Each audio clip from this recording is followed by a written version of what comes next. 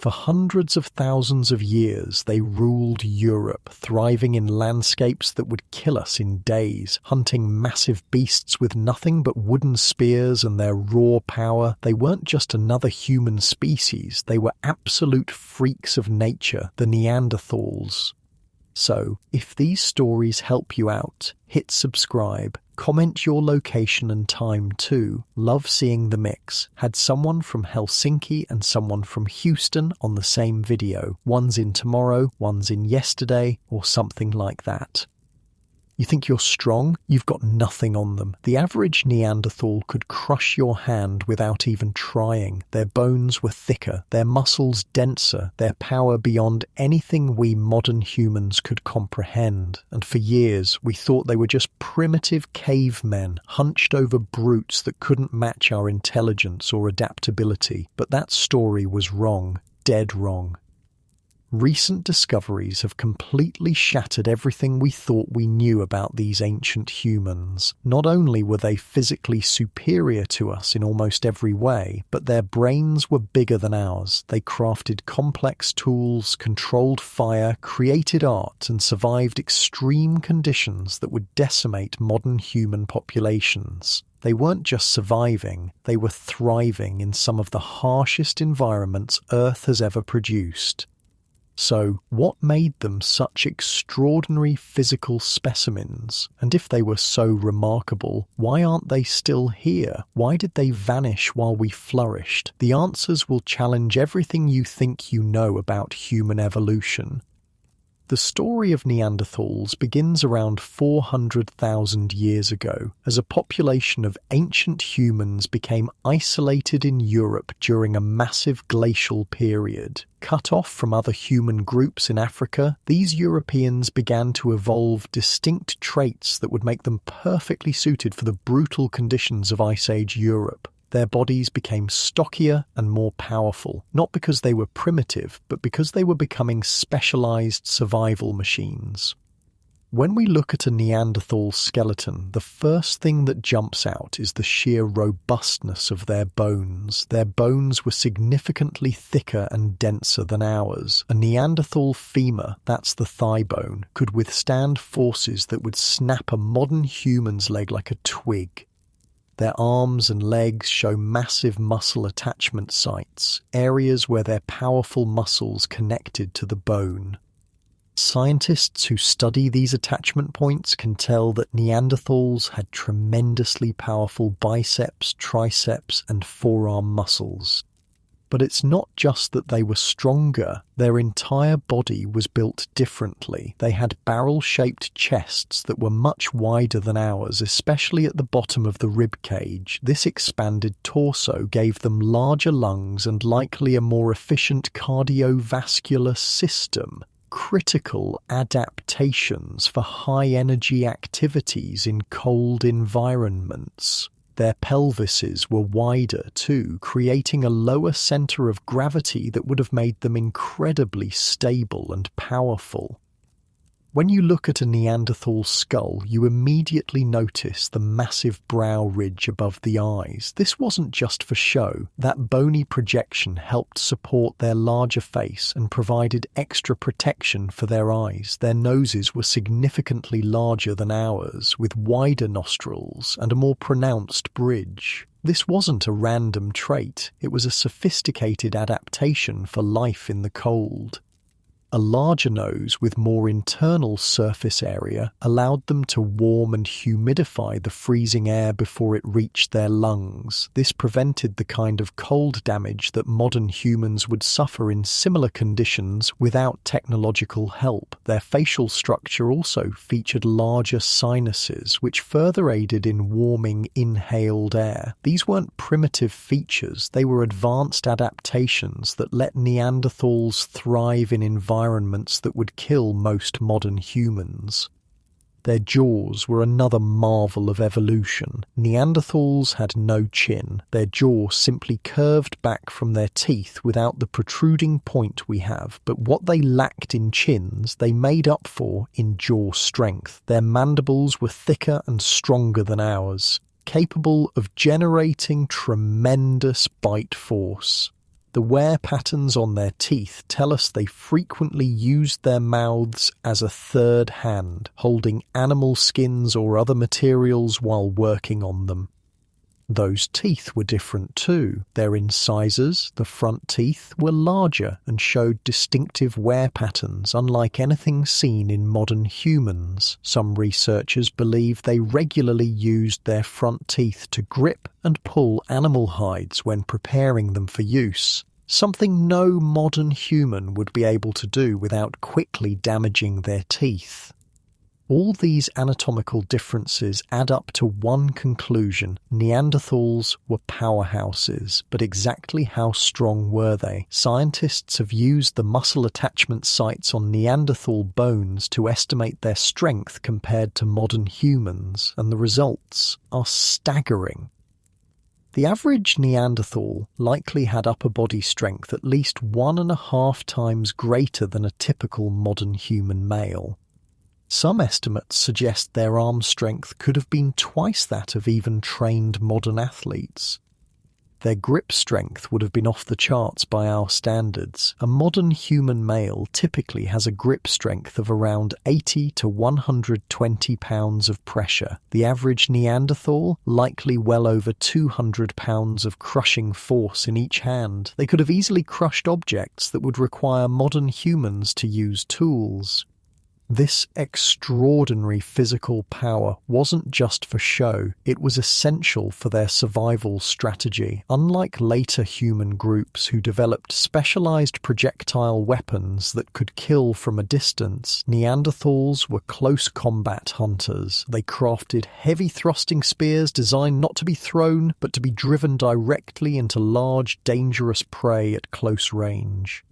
Just think about that for a moment. Neanderthals were hunting animals like woolly rhinos, cave bears, and mammoths, massive beasts that could easily kill a human, and they were doing it up close and personal. This wasn't because they couldn't conceive of better hunting methods. It was a deliberate strategy that played to their physical strengths and was perfectly adapted to the environments where they lived. The physical evidence of this high-risk hunting strategy is written in their bones. Neanderthal skeletons show patterns of injury that have been compared to those seen in modern rodeo riders. They have healed fractures distributed across their bodies, especially in the head, neck and upper body, exactly the pattern you'd expect from close encounters with large, dangerous animals. One study found that about 80% of Neanderthal adults showed evidence of at least one significant healed injury. The most famous example is the Old Man of La Chapelle-aux-Saints, a Neanderthal who lived to around 40 years of age, elderly by Paleolithic standards. His skeleton shows multiple healed injuries, including broken ribs, a crushed toe, knee damage, and dental abscesses. Despite these injuries, he survived for years afterward, suggesting his community cared for him during recovery. This wasn't a gentle world they lived in, and their bodies show they confronted that harshness head-on. Their strength and hunting strategy were only part of what made Neanderthals exceptional. Their bodies were also perfectly adapted to survive extreme cold in ways that went far beyond just having bigger noses. Their entire body proportion was different from ours in ways that maximized heat retention. Modern humans evolved in Africa and have body proportions suited to heat dissipation, long limbs with a high surface area to volume ratio that helps release excess heat. Neanderthals evolved the opposite body type. They had shorter limbs and stockier builds, reducing the surface area through which they could lose heat. This gave them a physique similar to modern humans who live in extremely cold environments like traditional Inuit populations, but even more pronounced. This adaptation to cold wasn't just about staying comfortable, it was about survival. When temperatures plunged during glacial periods, the Neanderthals' compact muscular bodies would have been significantly more efficient at retaining heat than the bodies of modern humans. This meant they could survive with less technological assistance, fewer layers of clothing, less fuel needed for fires, and less food required to maintain body temperature. Speaking of food, Neanderthals needed a lot of it. Their powerful muscles, larger brains, and the cold environments they inhabited all required tremendous caloric intake. Scientists estimate that Neanderthals would have needed anywhere from 3,500 to 5,000 calories daily, roughly twice what a sedentary modern human consumes and comparable to what Olympic athletes eat during training. Where did all these calories come from? Primarily, they came from meat. Isotope analysis of Neanderthal bones shows they were top-level carnivores, getting most of their protein from large herbivores like deer, bison, wild horses, and even woolly rhinoceros and mammoths. In many locations, they appear to have specialized in hunting reindeer during seasonal migrations, intercepting the herds at strategic points in the landscape. This doesn't mean they never ate plants. Recent studies of dental plaque from Neanderthal teeth have revealed evidence of various plant foods, including grains, tubers, and even medicinal plants. But the overall picture that emerges is of a diet heavily dominated by meat, especially in northern regions during colder periods when plant foods would have been scarce. This meat-heavy diet wasn't just a choice, it was a necessity dictated by their environment and metabolism. The bitter cold of glacial Europe meant plant foods were seasonal and limited, high-energy animal products. Not just muscle meat, but fat, marrow, and organ meats provided the concentrated calories Neanderthals needed to power their robust bodies through harsh winters. How they got all this meat is a testament to their extraordinary physical capabilities and hunting prowess. The archaeological evidence from Neanderthal sites shows they were skilled and strategic hunters who could take down the largest and most dangerous prey animals of Ice Age Europe. At sites across Europe, archaeologists have found the butchered remains of everything from reindeer and wild horses to woolly rhinoceros and even young mammoths. The distribution of cut marks on these bones shows the Neanderthals weren't just scavenging, they were systematically breaking down complete carcasses, extracting not just meat but valuable fat, marrow, and other nutrients.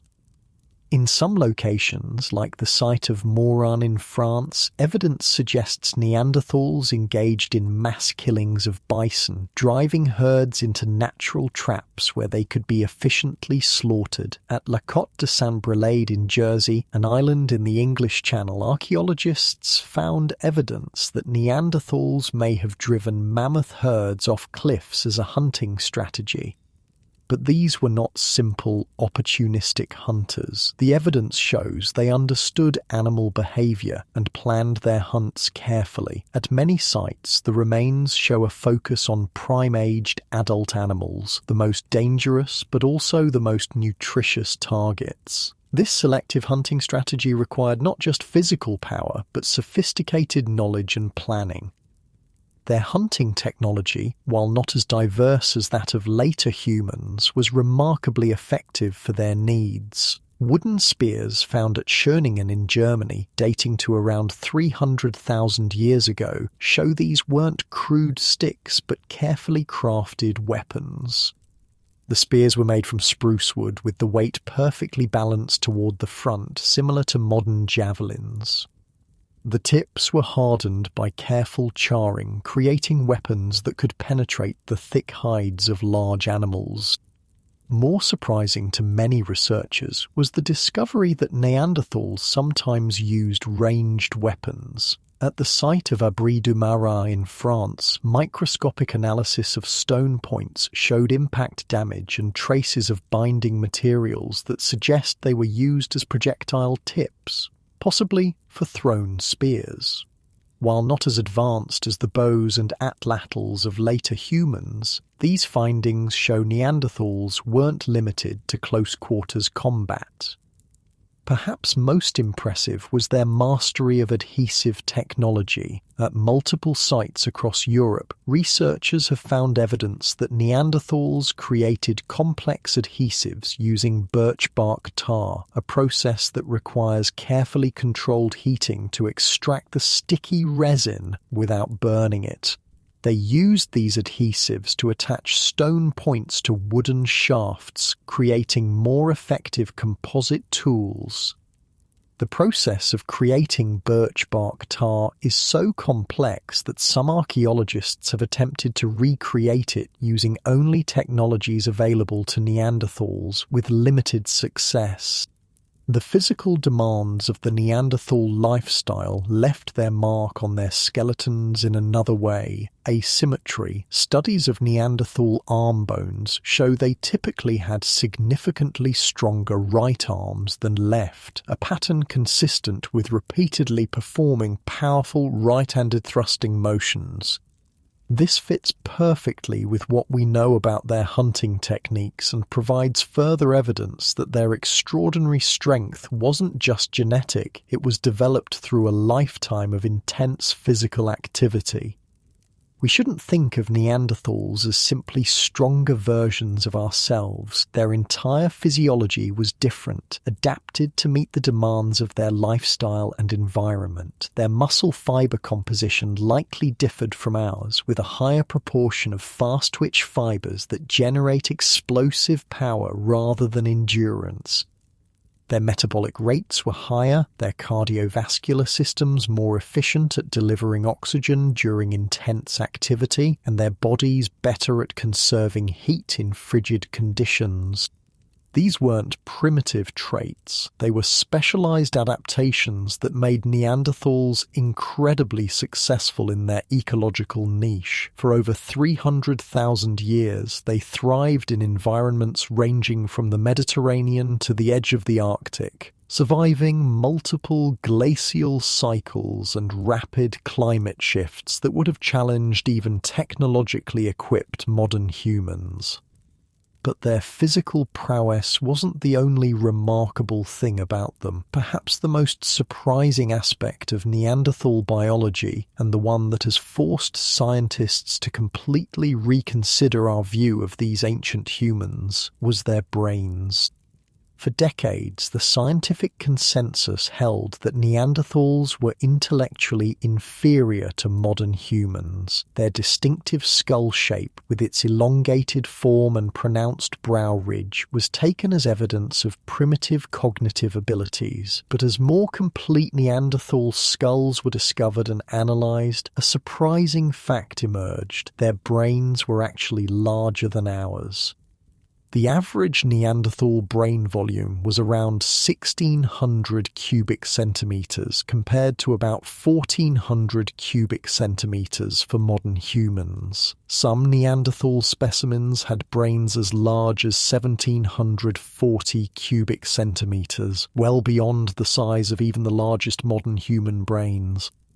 Brain size isn't everything, of course. The internal organisation matters too, but here again, detailed studies of Neanderthal skull endocasts, models of the brain based on the internal shape of the skull, have revealed surprising sophistication. While their brains were organised somewhat differently than ours, with relatively larger areas devoted to vision and body control, they still had well-developed frontal lobes, the areas associated with planning, decision-making, and social cognition. The implications are clear. Neanderthals weren't cognitively inferior to modern humans. They were just different. Their brains were adapted for the specific challenges of their lifestyle and environment, with enhanced capabilities in areas like spatial awareness, visual processing, and motor control, all critical for hunters navigating complex terrain and engaging dangerous prey at close quarters.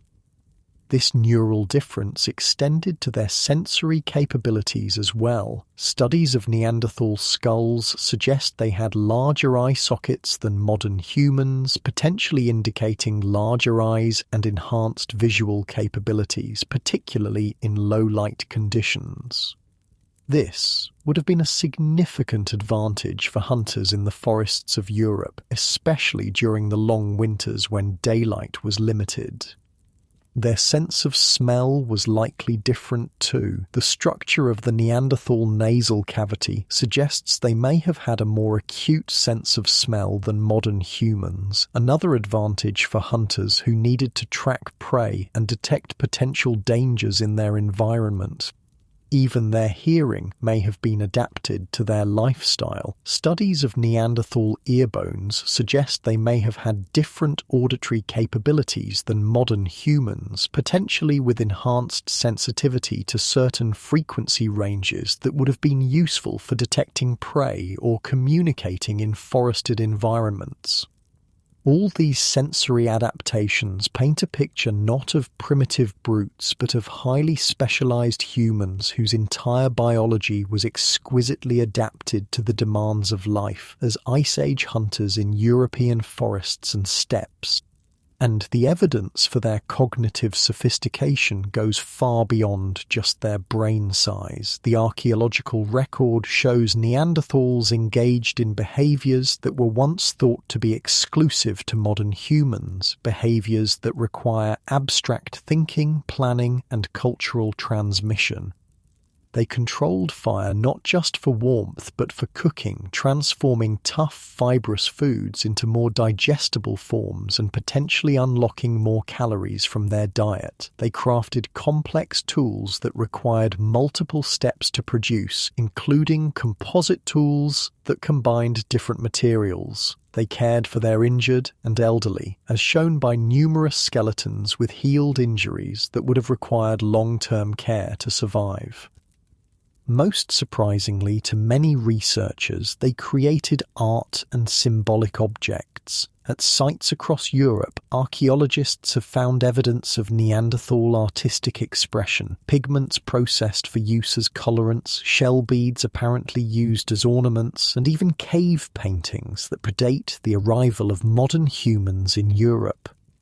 At Bruniquel Cave in France, archaeologists discovered something truly extraordinary, a circular structure made from broken stalagmites located deep within the cave where no natural light could reach, dated to 176,000 years ago, when only Neanderthals inhabited Europe. This structure suggests they were venturing deep into caves, controlling fire for illumination and creating organized structures for purposes we can only guess at, perhaps ritual, perhaps social. These weren't the actions of simple brutes, they were the behaviors of complex, intelligent beings with rich social lives and cultural traditions, and they force us to completely reconsider our understanding of who the Neanderthals were. So, if Neanderthals were so physically powerful, so well adapted to their environment, and so cognitively sophisticated, why did they disappear? Why did our ancestors, with their more fragile bodies and similar brain sizes, survive while the mighty Neanderthals vanished? The answer isn't simple, and scientists are still debating the exact causes of Neanderthal extinction, but several factors likely contributed to their demise. One key factor was climate change. Around 40,000 years ago, Europe experienced a series of rapid, extreme climate fluctuations known as Heinrich events. These sudden cold snaps would have dramatically altered the ecosystems Neanderthals relied on, potentially reducing the populations of their preferred prey species and making their high-calorie, meat-heavy diet harder to sustain. Another factor was the arrival of modern humans in Europe beginning around 45,000 years ago. These newcomers brought different technologies, different hunting strategies, and possibly different social structures that may have given them competitive advantages in certain environments. There's little evidence for direct violence between Neanderthals and modern humans, no mass graves or skeletons with weapon injuries that would suggest warfare or genocide, but competition for resources, even peaceful competition, could have slowly pushed Neanderthal populations into decline. Disease may have played a role too. Modern humans migrating from Africa likely carried pathogens that Neanderthals had never been exposed to and had no immunity against. These novel diseases could have devastated Neanderthal populations already stressed by climate change and competition. Perhaps most intriguingly, we now know that Neanderthals didn't completely disappear. Genetic studies of modern human populations outside of Africa reveal that most of us carry between 1 and 4% Neanderthal DNA in our genomes, clear evidence that our ancestors didn't just compete with Neanderthals, they interbred with them.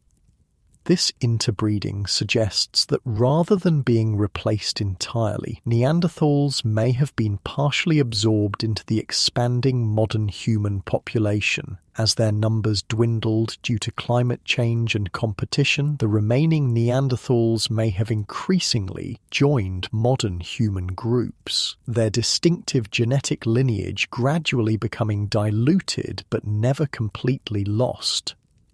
The story of the Neanderthals is not, therefore, simply one of failure and extinction. It's a complex tale of adaptation, resilience, and ultimately transformation. Their physical power and specialized adaptations made them extraordinarily successful for hundreds of thousands of years, far longer than our species has existed, and elements of their biology live on in many of us today.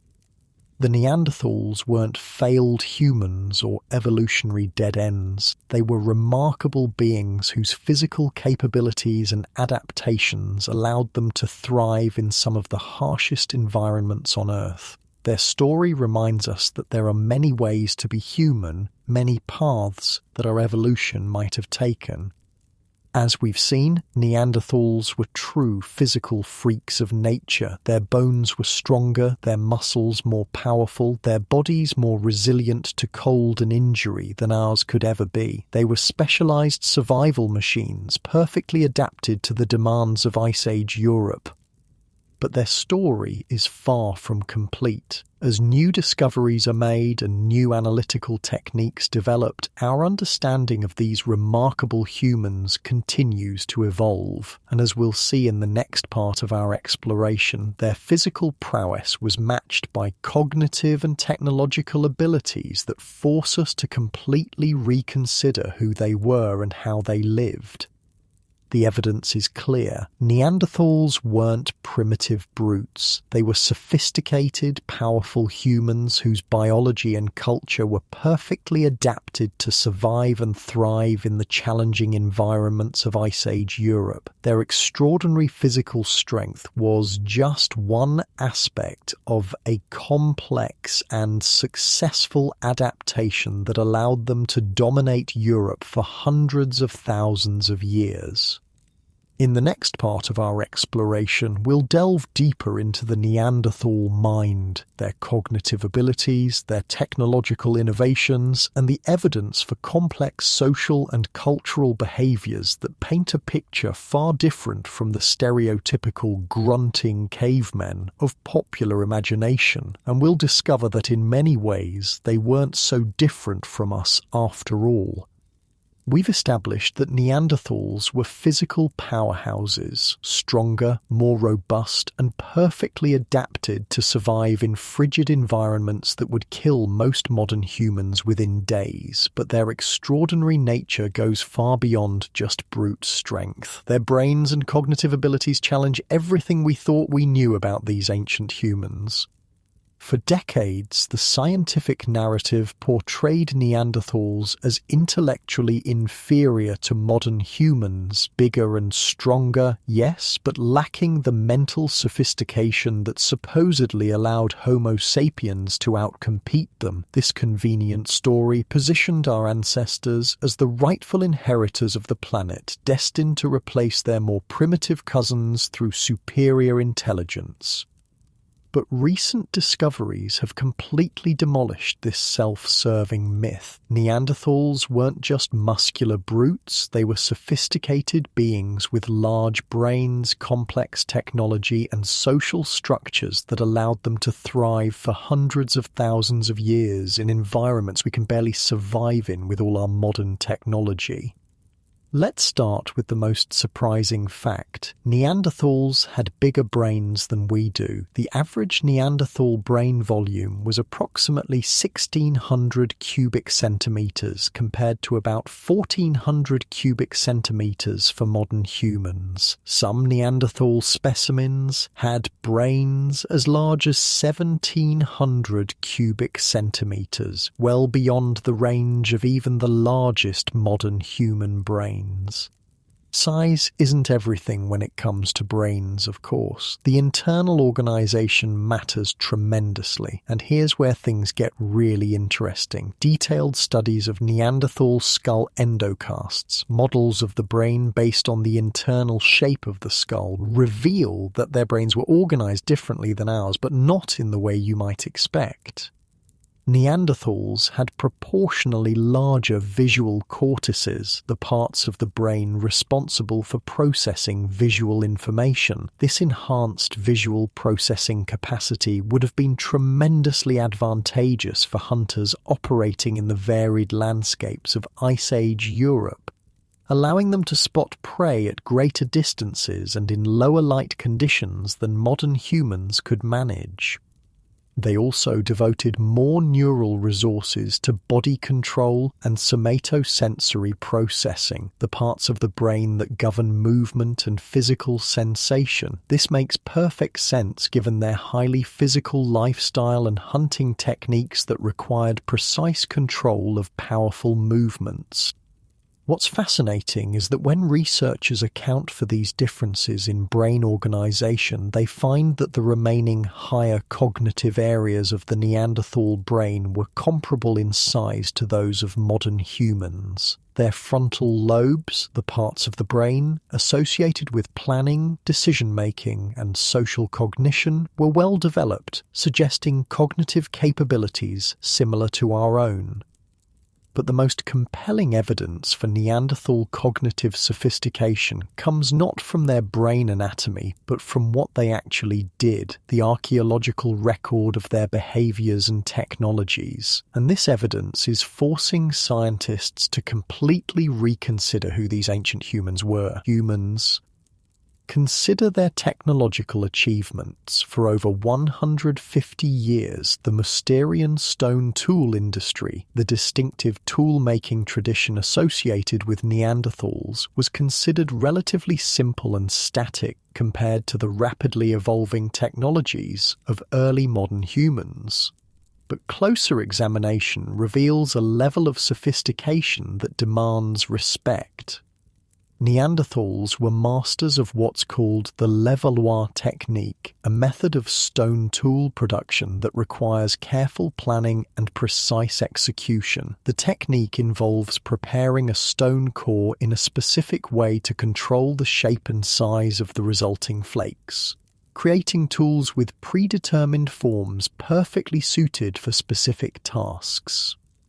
This isn't simple banging rocks together. It requires abstract thinking, the ability to visualize the finished tool within the raw stone, and precise motor control to execute the necessary strikes. Modern experimental archaeologists who attempt to recreate these tools often require years of practice to achieve the level of skill evident in even average Neanderthal tools.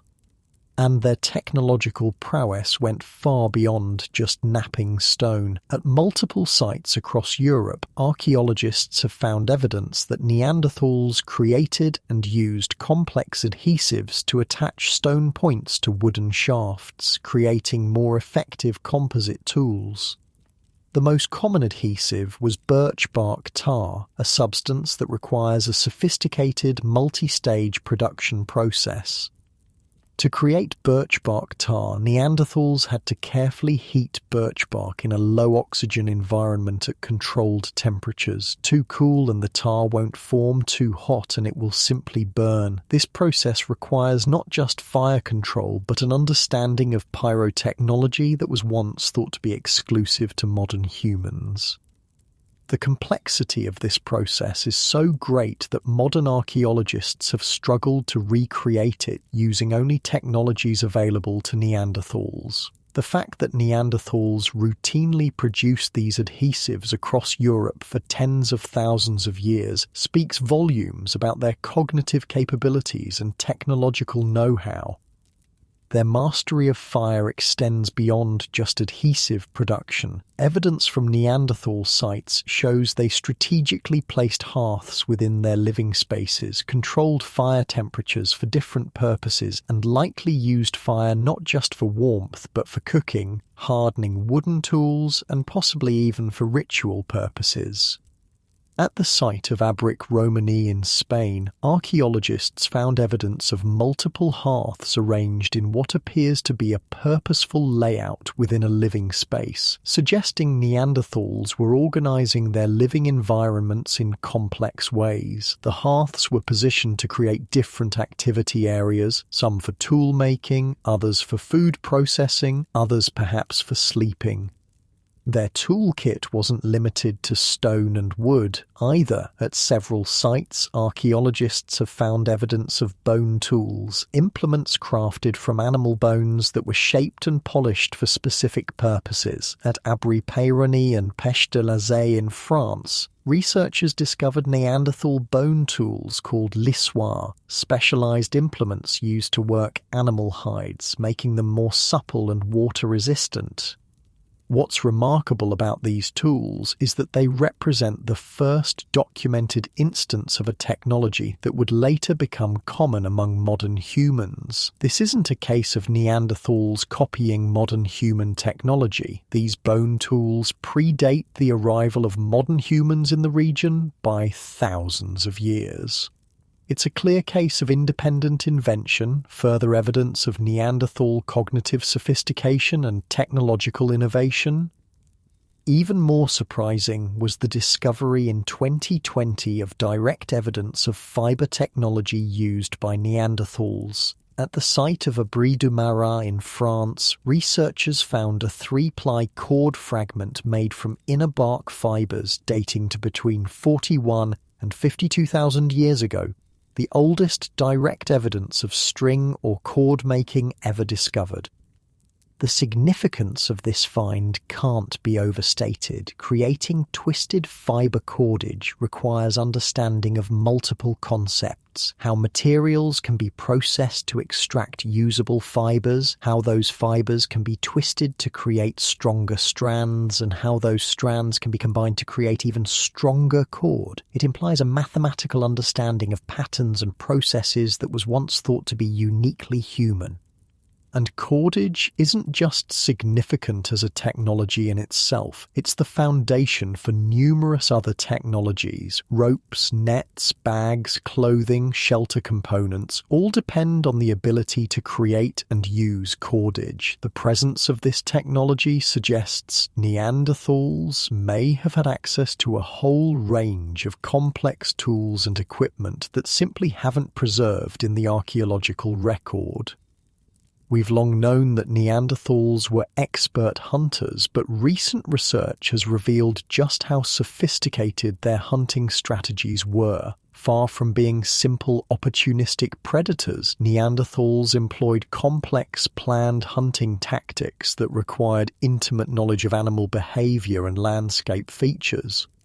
At sites across Europe, the evidence shows Neanderthals strategically positioned themselves to intercept migrating herds at natural bottlenecks in the landscape, places where the terrain would concentrate animals and make them more vulnerable. They appear to have coordinated group hunts, with different individuals playing different roles in the pursuit and takedown of dangerous prey. Some sites suggest they employed drive hunting techniques where groups of hunters would work together to channel animals toward ambush points or natural traps like ravines or swampy areas. This kind of coordinated hunting requires not just physical prowess, but communication, planning, and shared knowledge of both the terrain and the behavior of prey species. The sophistication of their hunting is reflected in their prey selection. Studies of animal remains from Neanderthal sites show they weren't just taking whatever animals they happened to encounter, they were selectively targeting prime-aged adult animals, the ones in their physical prime that would provide the most nutritional benefit despite being the most dangerous to hunt. This kind of selective hunting isn't the behavior of simple-minded brutes. It reflects complex decision-making that weighs risks against benefits and requires extensive knowledge passed down through generations. It's the behavior of sophisticated hunter-gatherers with rich cultural traditions and deep ecological understanding.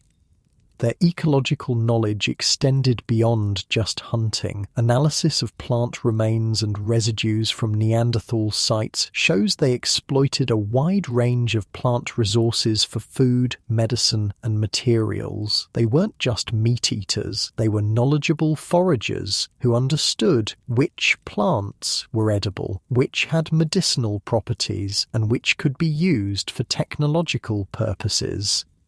At the site of Shanidar Cave in Iraq, scientists found pollen concentrations around a Neanderthal burial that suggest flowers may have been placed with the body. While the flower burial interpretation has been debated, the presence of these plant remains demonstrates that Neanderthals were interacting with plants in complex ways beyond just basic subsistence.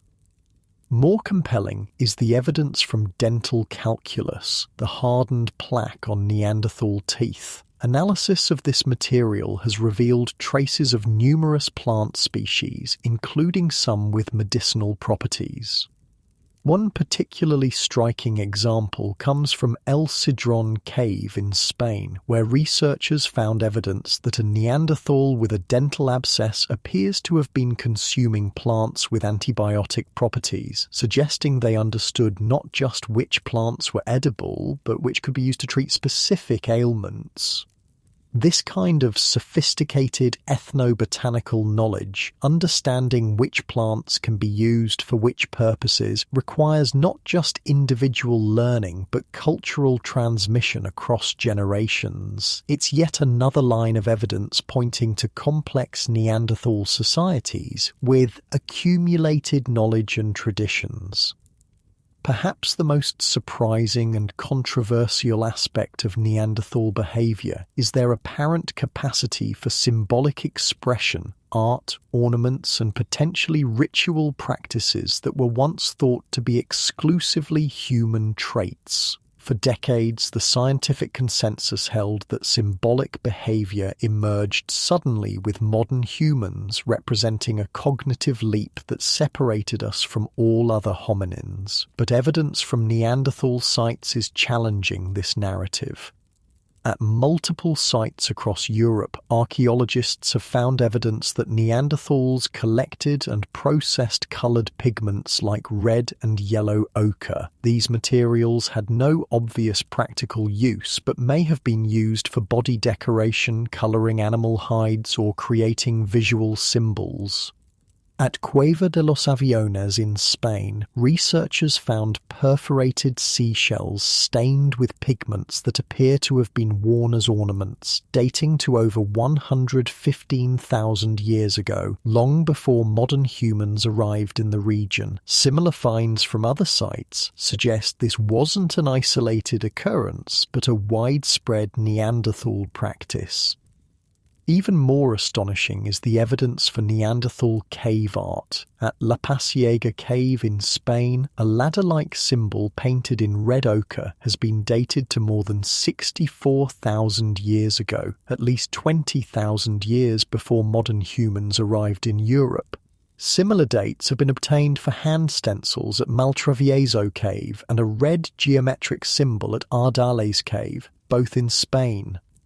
If these dates are accurate, and they remain controversial among some researchers, they provide clear evidence that Neanderthals were creating symbolic representations long before they encountered modern humans. This would be a dramatic refutation of the idea that symbolic thought was unique to Homo sapiens. Less controversial but equally significant is the evidence for Neanderthal constructions deep within cave systems. At Bruniquel Cave in France, archaeologists discovered a circular structure made from deliberately broken stalagmites located more than 300 meters from the cave entrance in complete darkness. This structure has been dated to 176,000 years ago, when only Neanderthals inhabited Europe. The implications are profound. Creating this structure would have required not just planning and cooperation, but artificial light. Neanderthals would have had to maintain and control fire as they ventured deep into the cave, and the purpose of the structure remains mysterious. It shows no evidence of habitation or practical use, suggesting it may have had ritual or symbolic significance. These aren't the actions of simple, instinct-driven brutes. They're the behaviors of beings with complex inner lives, beings capable of abstract thought, symbolic representation, and potentially spiritual or ritualistic practices. Perhaps the most humanizing aspect of Neanderthal behavior is their apparent care for one another. Multiple Neanderthal skeletons have been found with evidence of serious injuries and disabilities that had healed before death, individuals who could only have survived with the support and care of their community.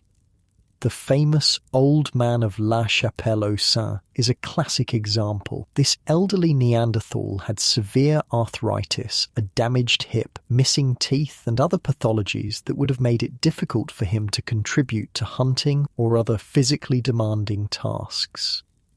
Yet he survived to an age that was advanced by Paleolithic standards, suggesting his community continued to care for him despite his limited productivity. Similar cases have been found at other sites, individuals with serious injuries or congenital deformities who survived for years after becoming disabled. This isn't the behavior of creatures concerned only with immediate survival. It's evidence of social bonds, compassion, and a recognition of the value of individuals beyond their immediate utility, quintessentially human traits. And then there are the burials. At multiple sites across Europe and the Middle East, archaeologists have found Neanderthal remains in positions and contexts that strongly suggest intentional burial. The bodies were placed in natural or artificially created depressions, sometimes in flexed positions, and occasionally with what appear to be grave goods, objects placed with the deceased.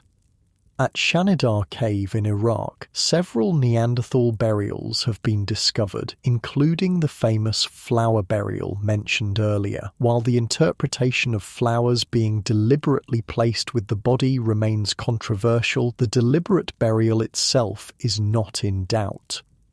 More recent excavations at La Chapelle-aux-Saints in France have strengthened the case for Neanderthal burials. Careful re-examination of the site has revealed clear evidence of a deliberately dug pit in which the body was placed, not simply a natural depression as some skeptics had suggested.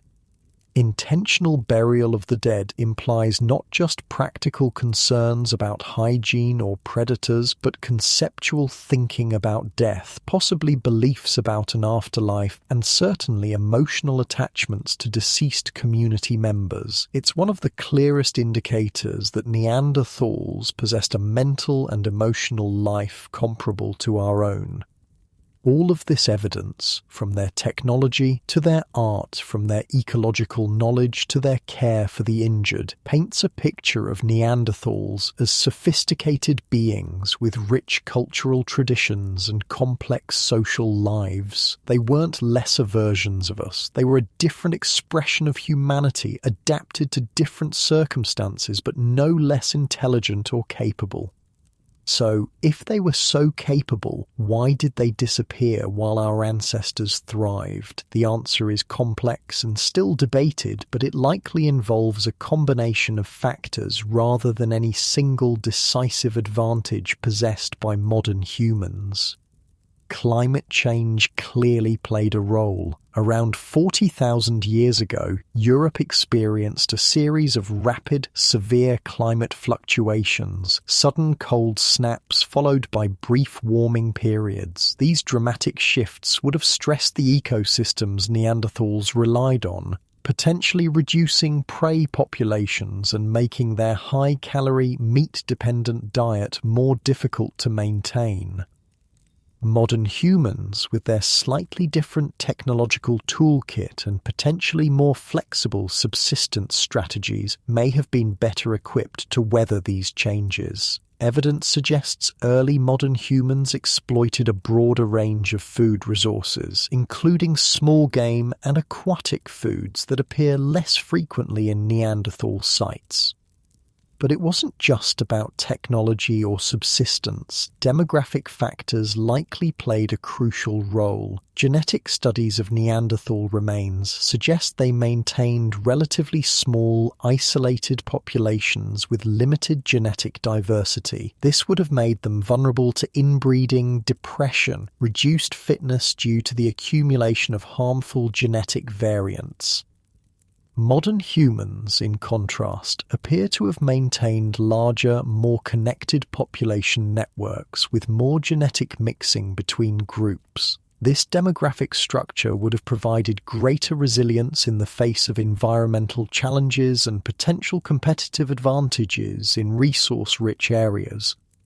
Disease may have been another factor. Modern humans migrating from Africa would have carried pathogens that Neanderthals had never been exposed to and had no immunity against. These novel diseases could have had devastating effects on Neanderthal populations already stressed by climate change and competition.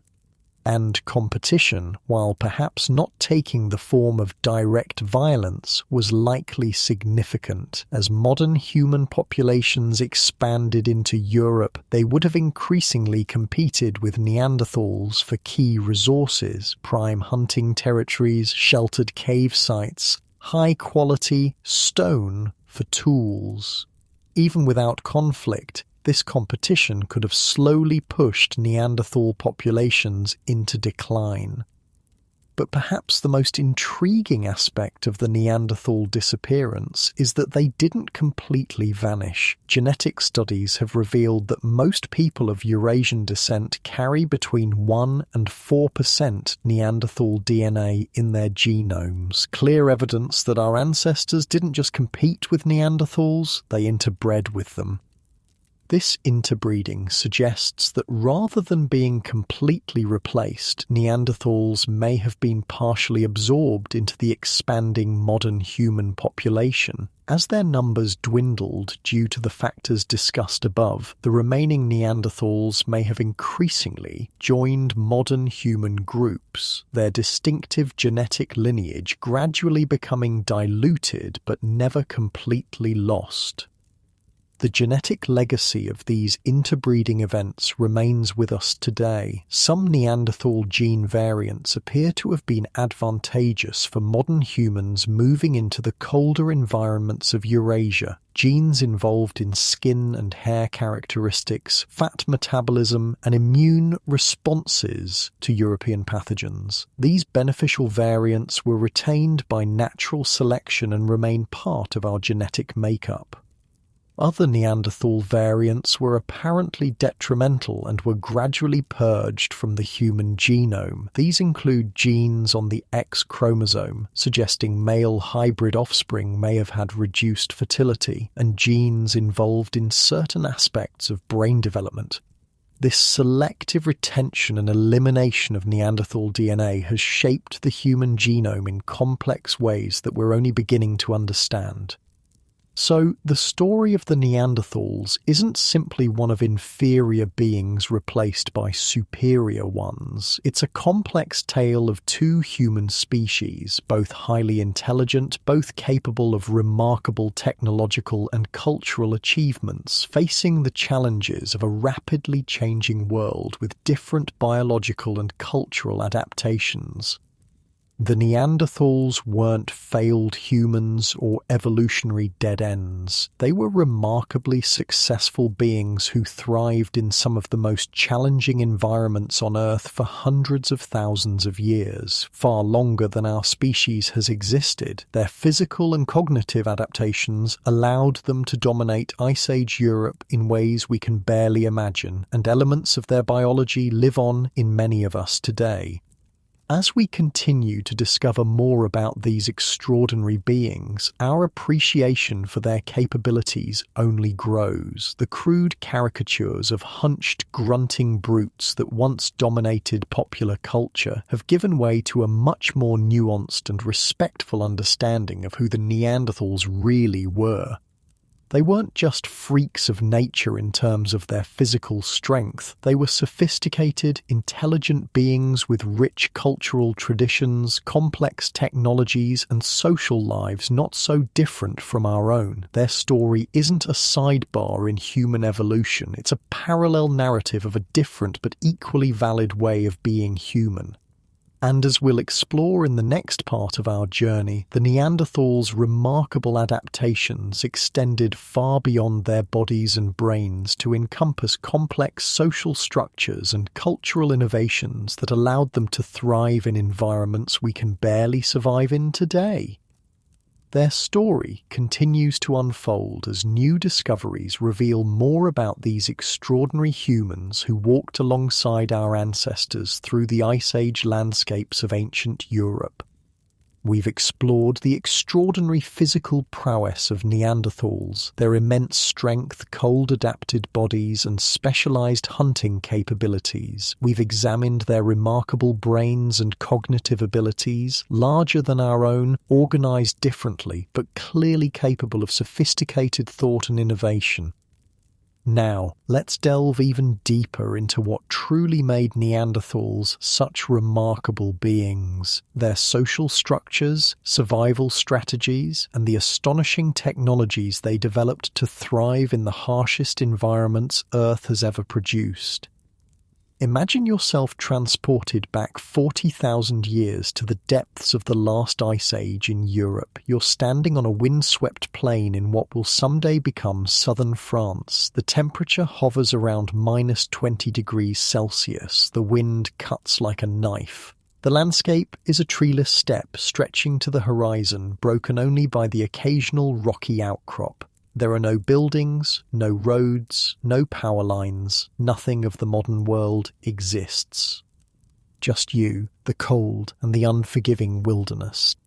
Without modern technology, without Gore-Tex jackets, insulated boots, GPS devices and emergency services, how long would you survive? Hours, perhaps a day or two at most? This was the world of the Neanderthals, not just for a weekend camping trip or a survival challenge, but for their entire lives, generation after generation, for hundreds of thousands of years. And they didn't just survive in these conditions, they thrived, they hunted, they raised families, they created art and technology, they lived full, complex lives in environments that would kill most modern humans within days. How did they do it? The answer lies not just in their physical adaptations, though those were certainly crucial, but in their social structures, their accumulated knowledge, and the sophisticated technologies they developed, technologies that have only recently begun to receive the recognition they deserve. Let's start with their living spaces. The popular image of Neanderthals as cave dwellers isn't entirely wrong. They did frequently use caves and rock shelters as bases, especially in colder regions and during winter months, but archaeological evidence shows they were far more sophisticated in their use of these spaces than previously thought. At sites across Europe, archaeologists have found evidence of structured living areas within caves, spaces organised for different activities, with hearths strategically placed for warmth, cooking and light. At a brick Romani in Spain, researchers discovered the remains of wooden platforms that appear to have been used as sleeping areas, raised off the cold, damp cave floor. These weren't just random nests, they were deliberately constructed fixtures within a well-organised living space. But Neanderthals weren't confined to caves. At open-air sites like Moldova in Ukraine, archaeologists have found evidence of constructed dwellings, structures built using mammoth bones as foundations and supports, likely covered with hides to create sheltered living spaces, even in areas without natural caves. These structures weren't temporary overnight shelters, they show evidence of repeated use and maintenance over time. What's particularly impressive about these living spaces is the evidence they provide for long-term planning and resource management. Neanderthals weren't just reacting to immediate needs, they were anticipating future requirements and preparing accordingly. They stockpiled materials for fires, gathered tools and resources, and created spaces that could support extended periods of occupation during the harshest seasons. This kind of foresight extends to their food acquisition strategies as well. Far from being opportunistic scavengers or simple hunters taking whatever prey they happened to encounter, Neanderthals employed sophisticated strategies that required intimate knowledge of animal behavior and landscape features. Studies of animal remains from Neanderthal sites reveal patterns that speak to highly organized hunting practices. At many sites, the bones show a focus on specific prey species during particular seasons: reindeer during autumn migrations, ibex during summer months when they descended to lower elevations, bison when they congregated in valleys during winter. This selective hunting required not just tracking skills, but an understanding of animal migration patterns and seasonal behaviors. The evidence also shows they were transporting specific parts of animals back to their living sites, the most nutritionally valuable portions that provided the highest return for the energy expended in carrying them. This kind of selective transport isn't random or instinctive. It reflects calculated decisions about resource efficiency, another sign of sophisticated planning and knowledge. Perhaps most impressive is the evidence for communal hunting techniques. At sites like La Côte de Saint-Brelade in Jersey, an island in the English Channel, archaeologists found the remains of dozens of mammoths and rhinoceroses at the base of a cliff. The pattern of these remains suggests Neanderthals were driving herds toward the cliff edge, causing them to fall to their deaths, a hunting technique that would have required coordination among multiple individuals playing different roles. Similar evidence for cooperative hunting has been found at sites across Europe. These weren't solitary hunters, but coordinated groups working together to take down prey that no individual could handle alone. This kind of cooperation required communication, planning, and social bonds, all hallmarks of complex social structures. And these social structures extended beyond just hunting parties. Multiple lines of evidence suggest Neanderthals lived in small, close-knit groups with strong social bonds and mutual support systems. The care for injured individuals discussed earlier, those who survived serious injuries that would have prevented them from contributing to hunting or other physically demanding tasks, demonstrate social commitments that transcended immediate utility.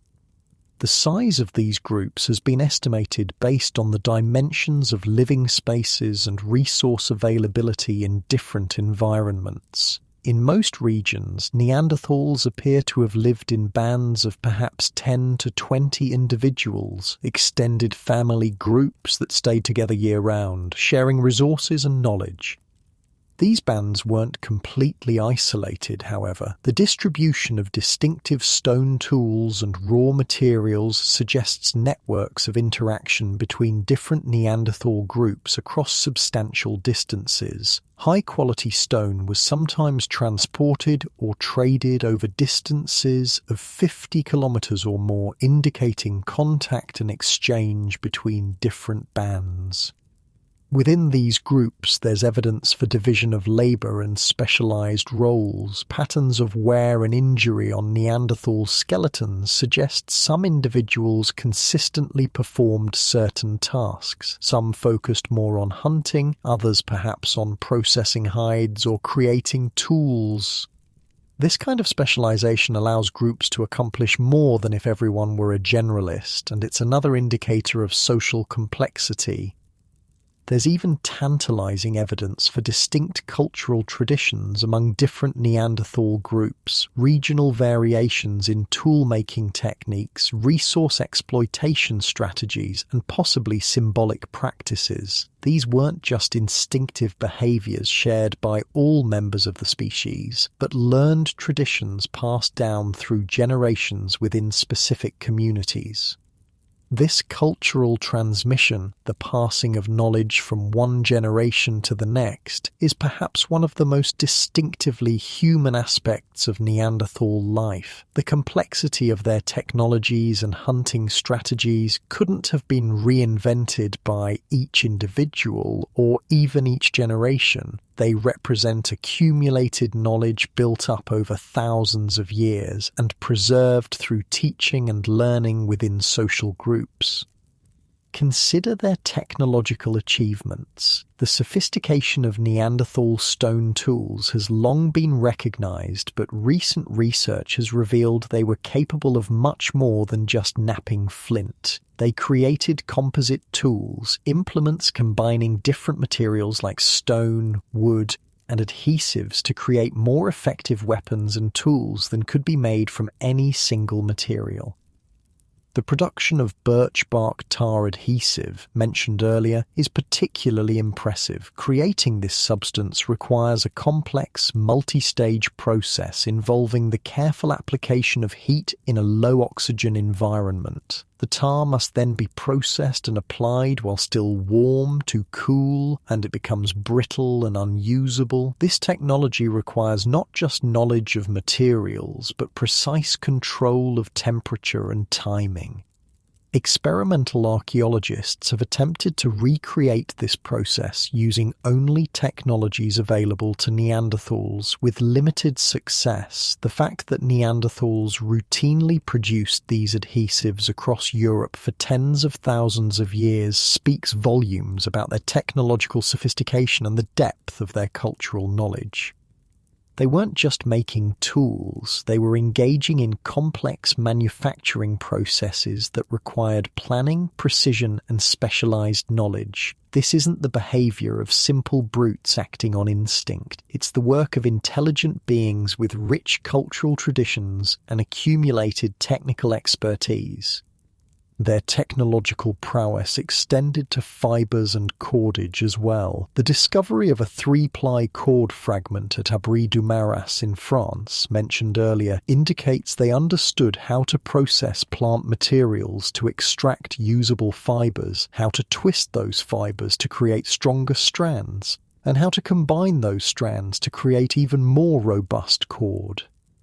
This might seem like a simple technology to modernize, but it represents a fundamental innovation that underlies countless other technologies. Cordage is the foundation for nets, bags, snares, fishing lines, and components of complex tools like bows. It's a transformative technology that vastly expands what humans can accomplish, and Neanderthals mastered it tens of thousands of years ago.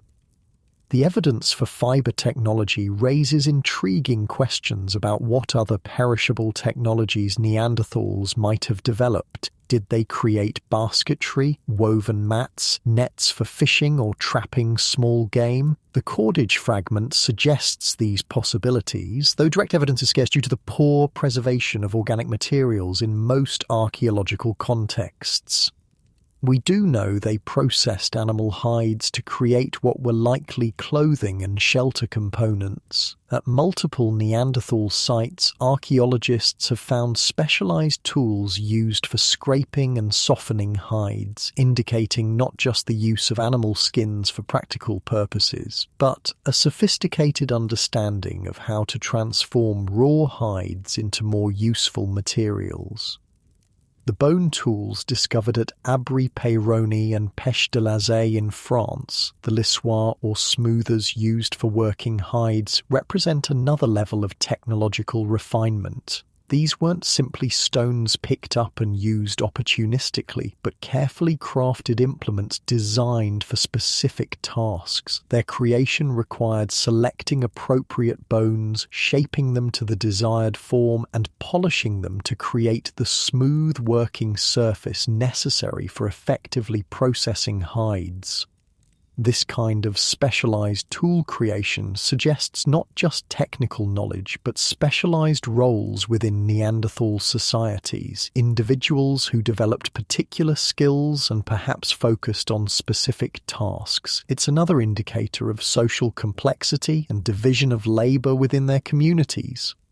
Fire technology was another area where Neanderthals demonstrated remarkable sophistication. They weren't just using naturally occurring fires started by lightning strikes. They were creating and controlling fire for multiple purposes. Hearths found at Neanderthal sites show evidence of repeated use and maintenance, with different areas seemingly designated for different fire-related activities. They appear to have used fire not just for warmth and cooking, but for hardening wooden tools, processing birch bark tar, and potentially for ritual or social purposes. The structures found deep within Bruniquel Cave could only have been created with artificial light, indicating Neanderthals were able to transport and maintain fire even in challenging environments.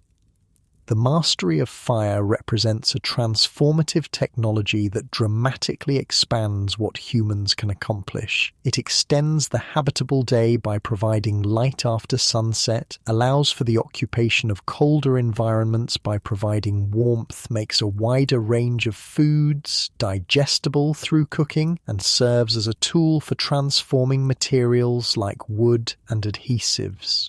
Neanderthals weren't just using fire, they were exploiting its full potential as a multi-purpose technology. Their technological achievements weren't limited to material culture. They also developed sophisticated hunting and tracking techniques that allowed them to effectively exploit the challenging environments of Ice Age Europe. The evidence suggests they understood animal migration patterns, recognized seasonal changes in prey behavior, and strategically positioned themselves to intercept prey at vulnerable points in the landscape. They appear to have employed ambush hunting techniques, drive hunting strategies, and possibly trapping methods, each requiring different skills and knowledge. This wasn't instinctive behavior, but learned expertise, accumulated and refined over generations and passed down through teaching and observation. The variety of hunting techniques employed by Neanderthals suggests they were adapting their strategies to specific prey species and environmental conditions, not simply applying a one-size-fits-all approach. This kind of context-specific adaptation requires not just knowledge, but the ability to analyze situations and apply appropriate techniques, clear evidence of higher cognitive abilities.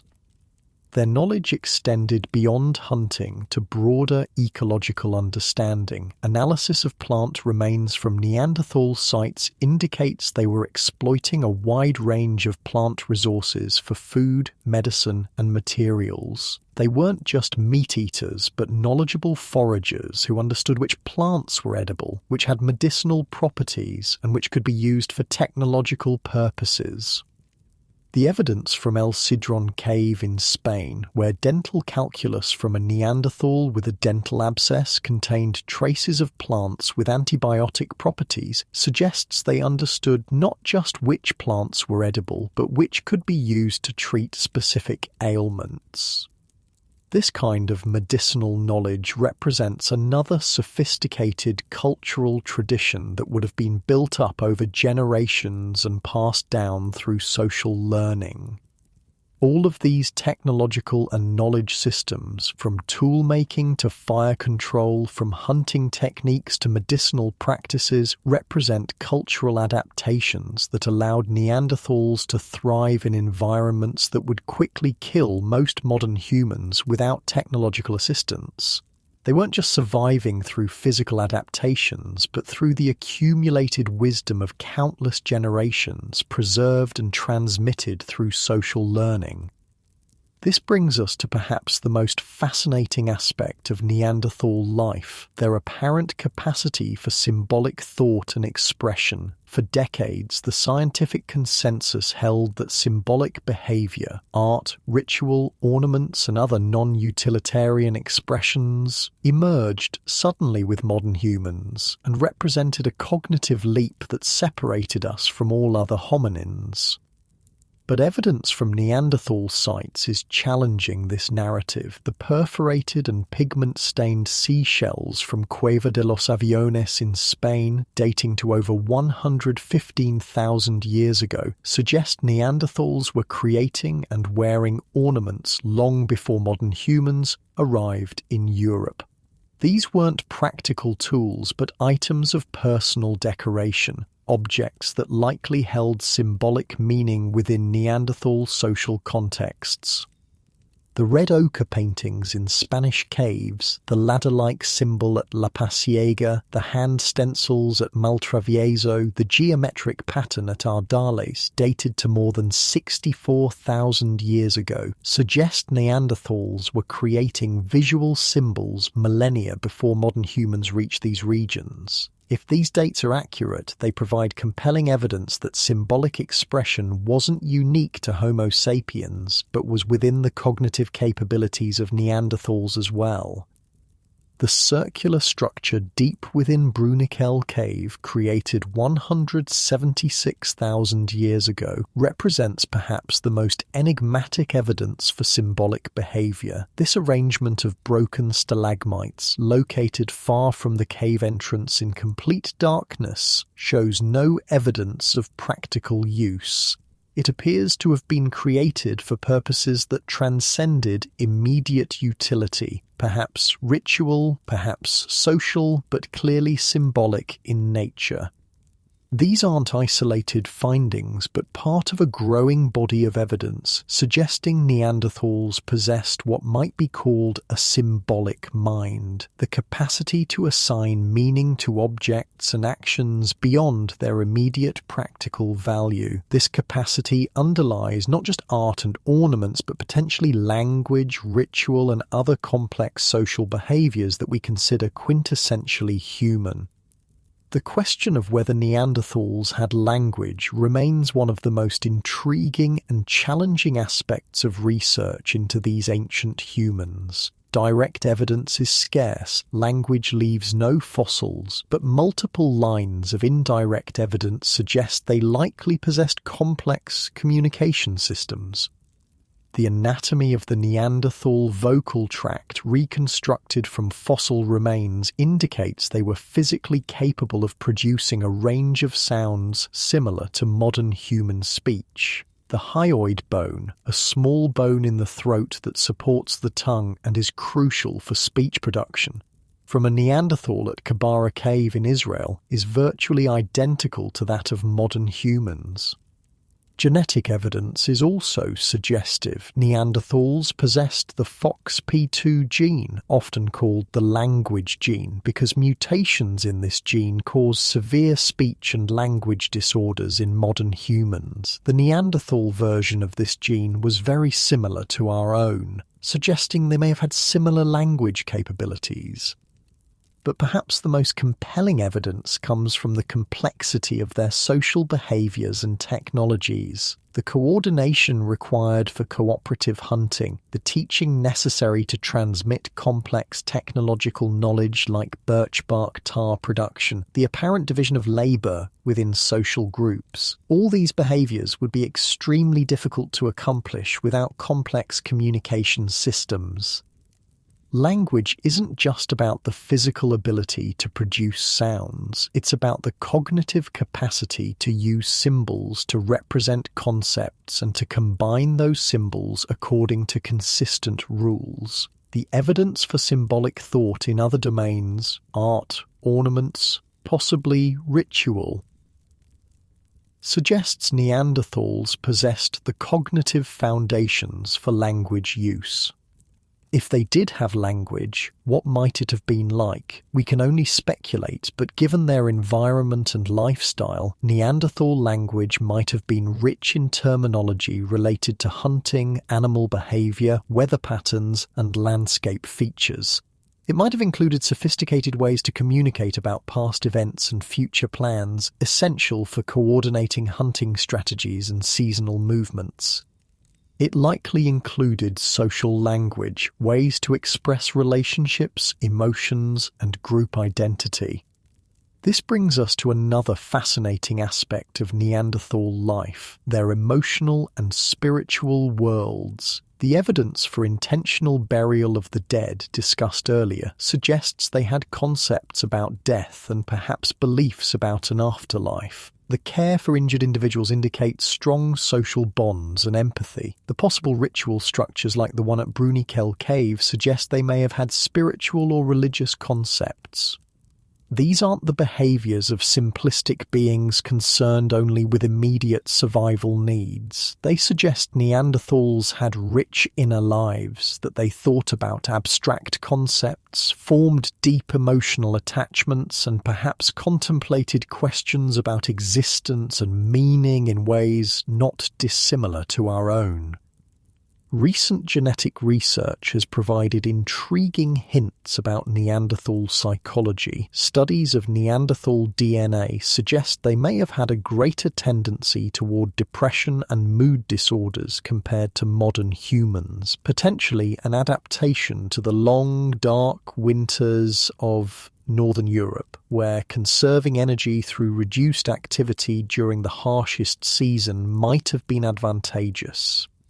Other genetic evidence suggests potential differences in social behavior. Neanderthals appear to have had smaller, more tightly knit social groups than early modern humans. This social structure may have been an adaptation to the environments they inhabited, where resources were often sparse and widely scattered, making large group living impractical.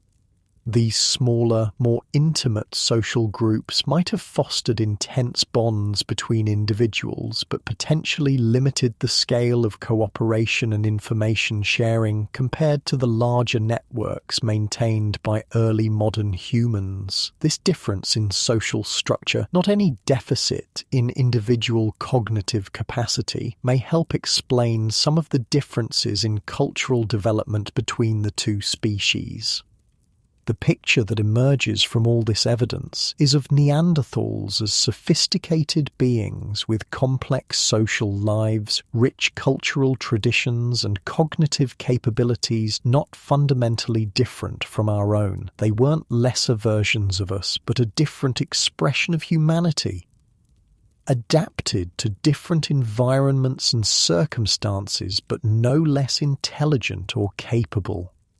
Their physical adaptations, the powerful bodies, the cold-adapted physiology, the enhanced visual systems, were matched by equally impressive cultural adaptations. They developed technologies perfectly suited to their needs, accumulated knowledge about their environments that allowed them to exploit resources efficiently, and created social structures that supported their lifestyle in some of the most challenging environments on Earth. For hundreds of thousands of years, far longer than our species has existed, they thrived across Europe and parts of Asia. They weathered multiple glacial cycles, survived dramatic climate shifts, and developed cultural traditions that were passed down through countless generations. Their success wasn't accidental or temporary. It was the result of sophisticated adaptations, both biological and cultural. So why did they disappear while our ancestors thrived? As discussed earlier, the answer likely involves multiple factors: climate change, competition with expanding modern human populations, potentially disease, and demographic challenges related to their small, isolated population structure.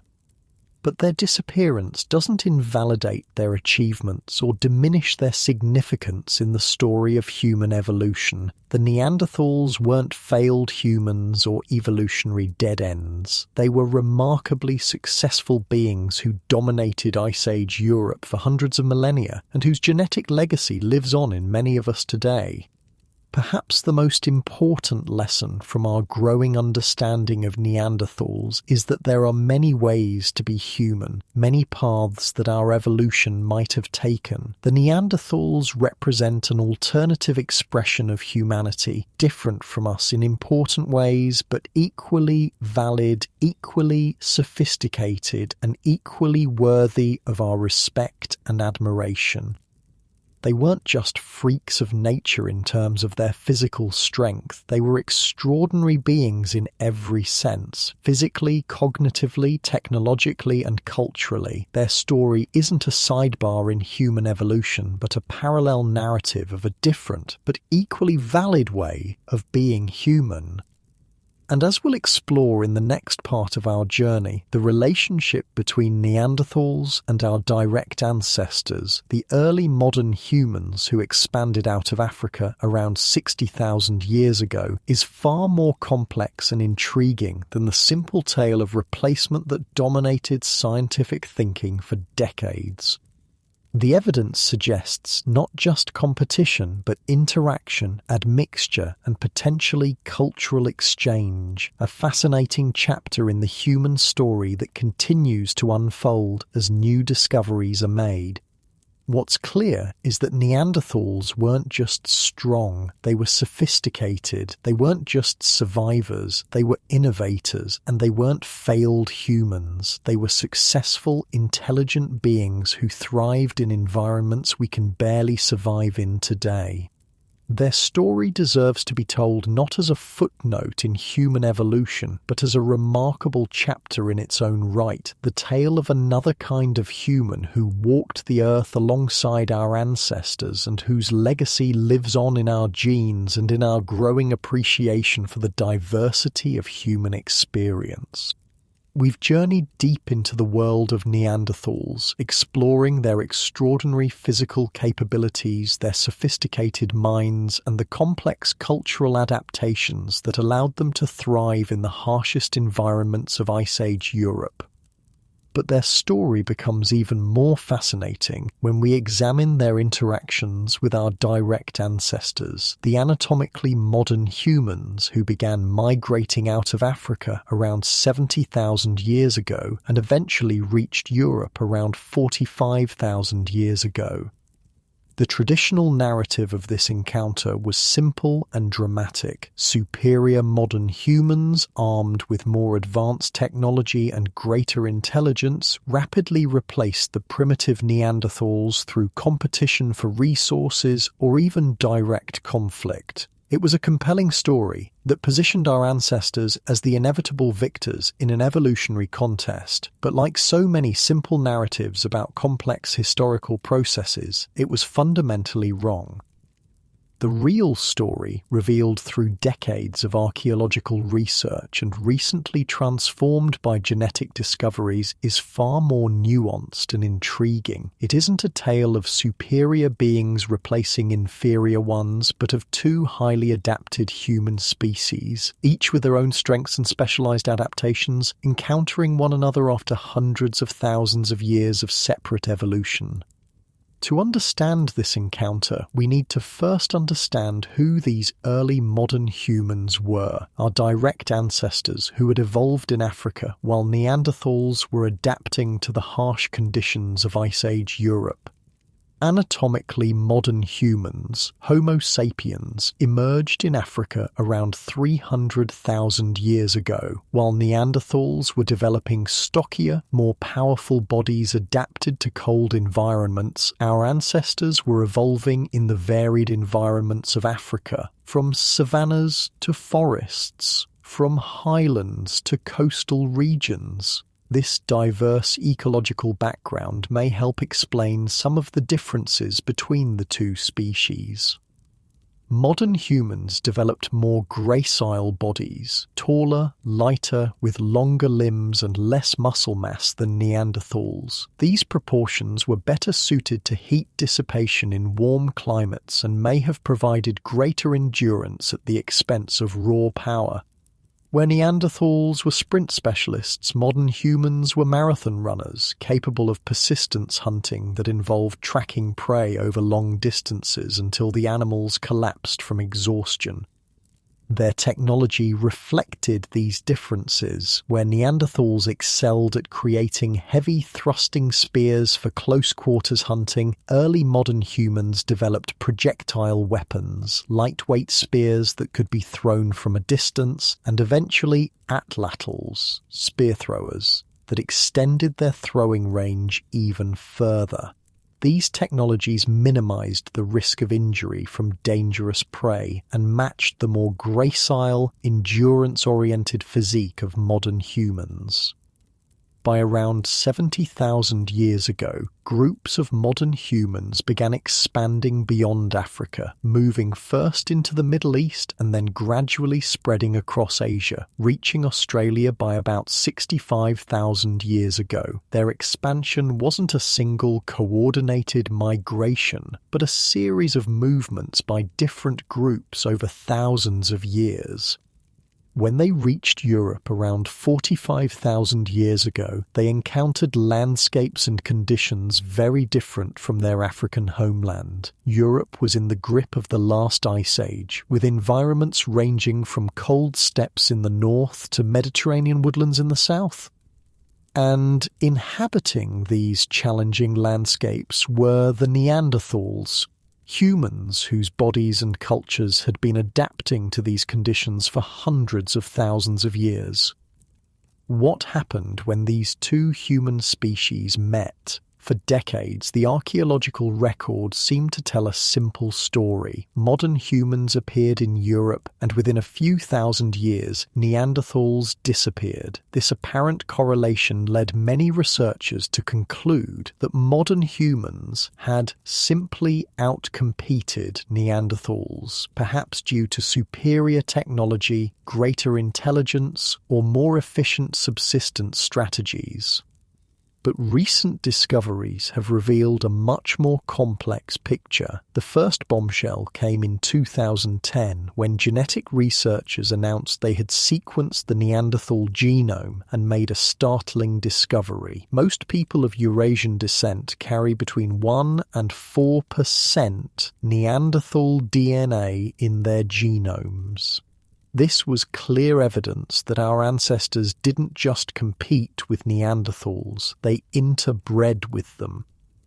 Subsequent genetic studies have refined our understanding of this interbreeding. It appears to have occurred multiple times between 45 and 55,000 years ago, primarily in the Middle East, but potentially in Europe as well. The pattern of Neanderthal DNA in modern human genomes suggests the interbreeding wasn't just rare, isolated events, but occurred with sufficient frequency to leave a lasting genetic legacy. This discovery fundamentally changed our understanding of the relationship between modern humans and Neanderthals. It wasn't a simple case of one species replacing another, but a complex process involving both competition and intermixing. Neanderthals didn't simply go extinct in a very real sense. Aspects of them live on in many of us today. The genetic evidence also revealed something fascinating about the nature of this interbreeding. Certain types of Neanderthal DNA were retained in the modern human genome, while others were selectively removed over generations. This suggests some Neanderthal gene variants provided advantages to modern humans adapting to Eurasian environments, while others were neutral or detrimental. Among the Neanderthal gene variants that appear to have been beneficial are those related to skin and hair characteristics that may have helped modern humans adapt to northern latitudes with less sunlight, genes involved in fat metabolism that could have aided survival in colder climates, and immune system genes that may have provided resistance to pathogens prevalent in Eurasia but not in Africa.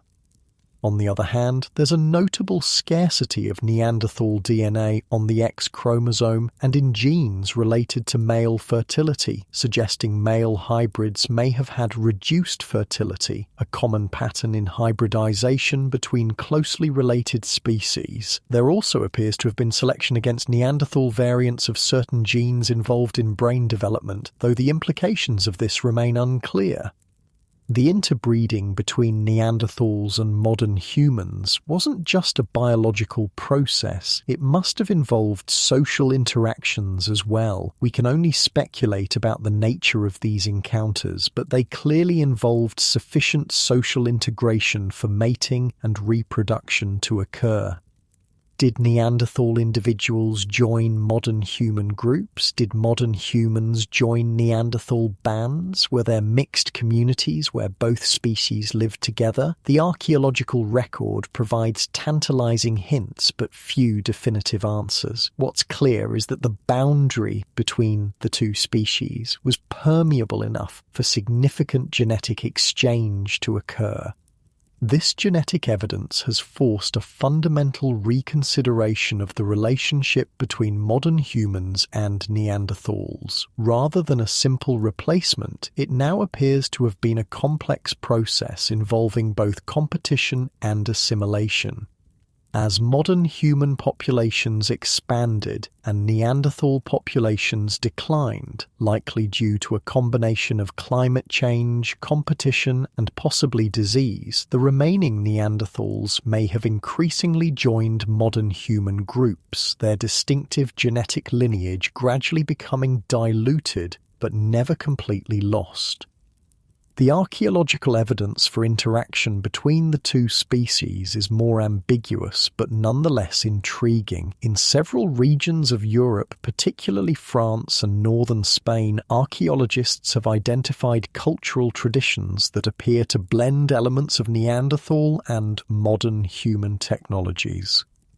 The most famous of these is the Châtel-Perronian industry, a tool-making tradition found in central France and northern Spain dating to around 40 to 45,000 years ago. Châtel-Perronian tools combine elements typical of Neanderthal Mousterian technology with features more characteristic of the early modern human Aurignacian industry, particularly the production of blade tools and bone implements. For years, archaeologists debated whether the Châtel-Perronian represented Neanderthals adopting aspects of modern human technology through cultural contact or modern humans incorporating elements of Neanderthal technology into their own traditions. The discovery of Neanderthal remains in clear association with Châtel-Perronian tools at the site of Arcy-sur-Cure in France seem to settle the question in favour of the former interpretation. These were Neanderthals adopting aspects of modern human technology.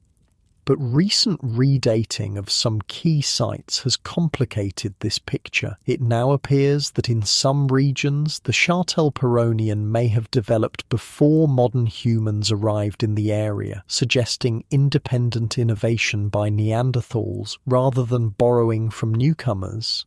In other regions, the chronological overlap between the two species is clearer, making cultural exchange more plausible.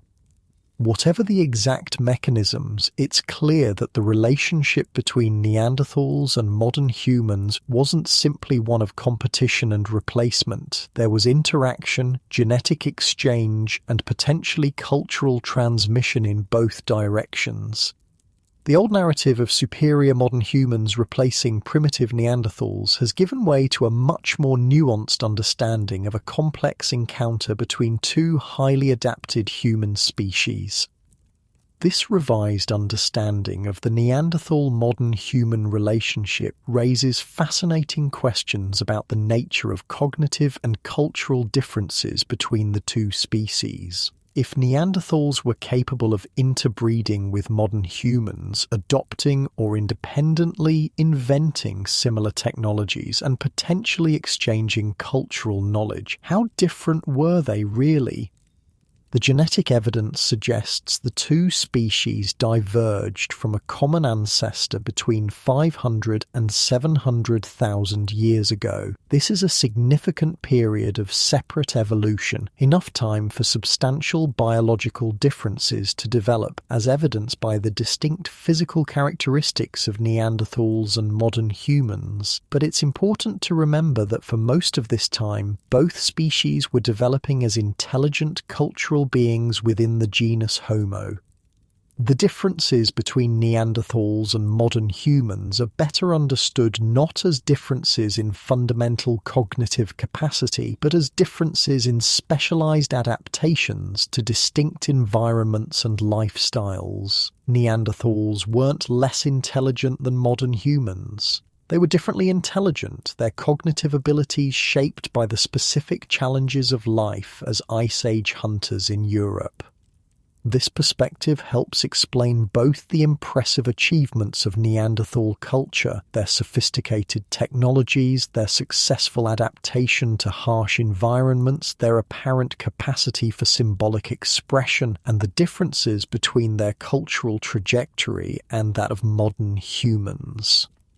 Modern humans, evolving in the more diverse environments of Africa, may have developed greater cultural flexibility, an ability to rapidly adapt their behaviors and technologies to new circumstances. This flexibility would have been advantageous as they expanded into new environments across Asia, Australia, and eventually Europe. It's not that they were smarter than Neanderthals, but that their cognitive adaptations were suited to a more mobile, exploratory lifestyle.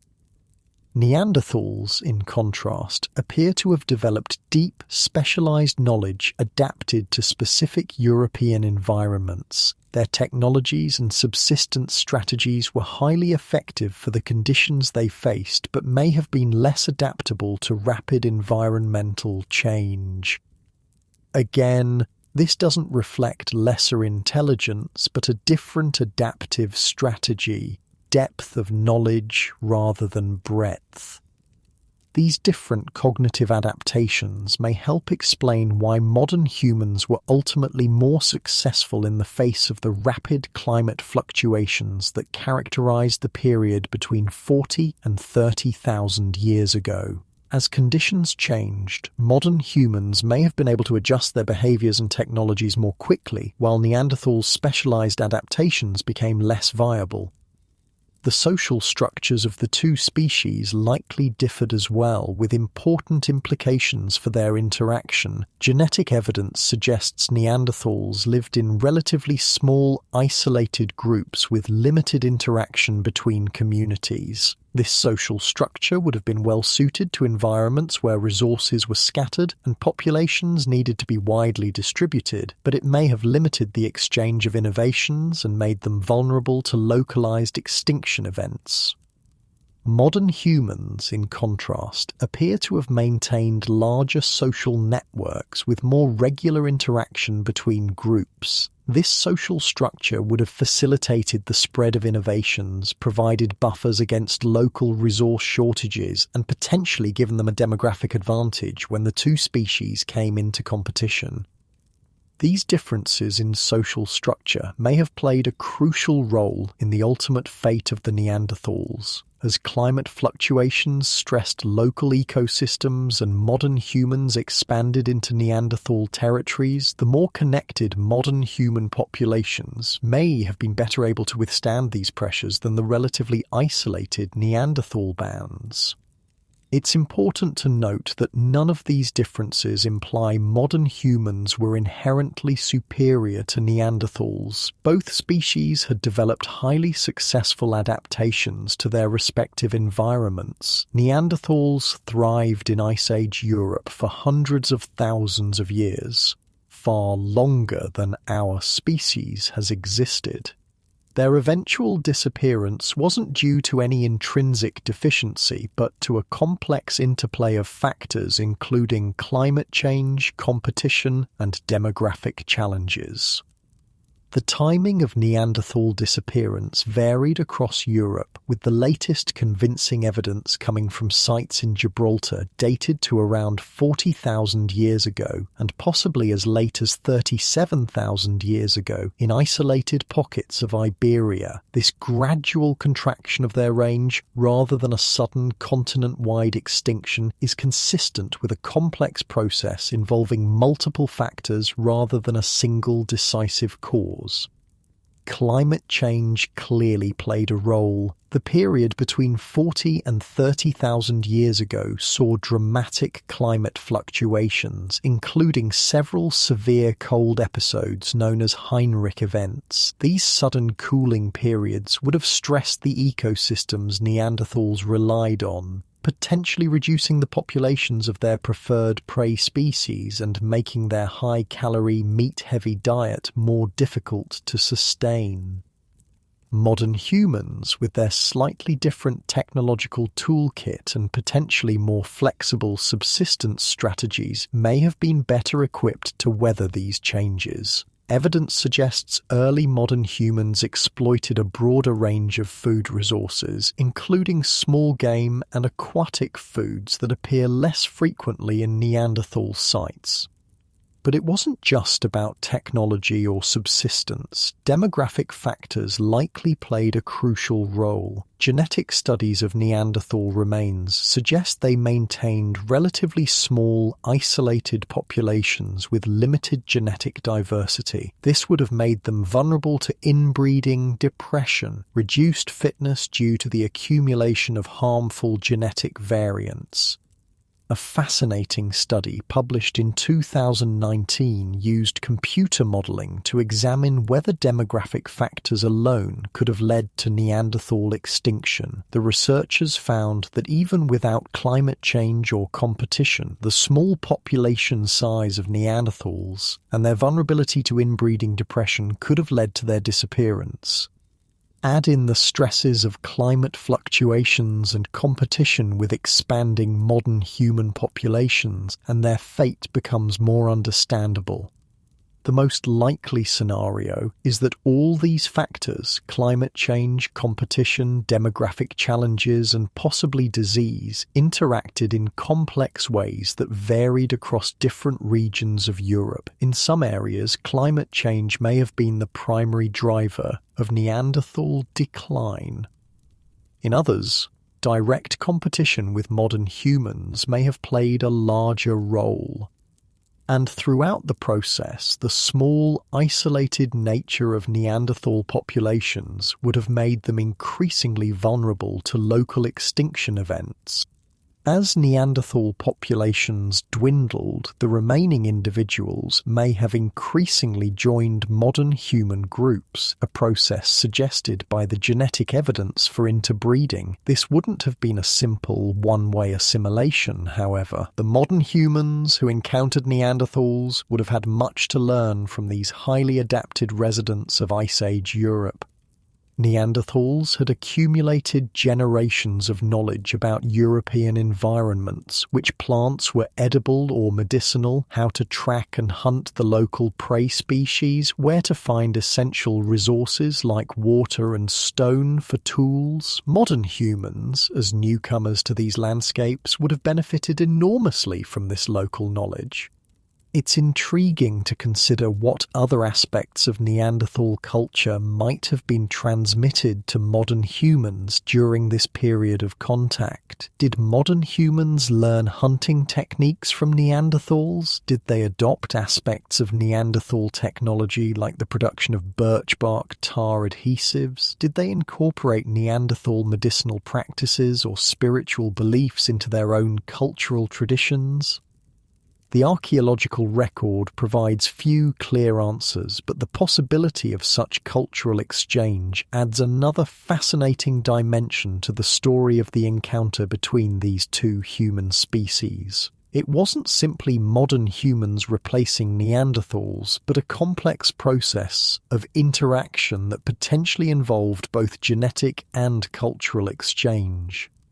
This revised understanding of the Neanderthal-modern human relationship has profound implications for how we think about human evolution and diversity. It challenges the linear, progressive view that has dominated much of paleoanthropology, the idea that evolution produced a series of increasingly advanced human species culminating in Homo sapiens as the pinnacle of the process.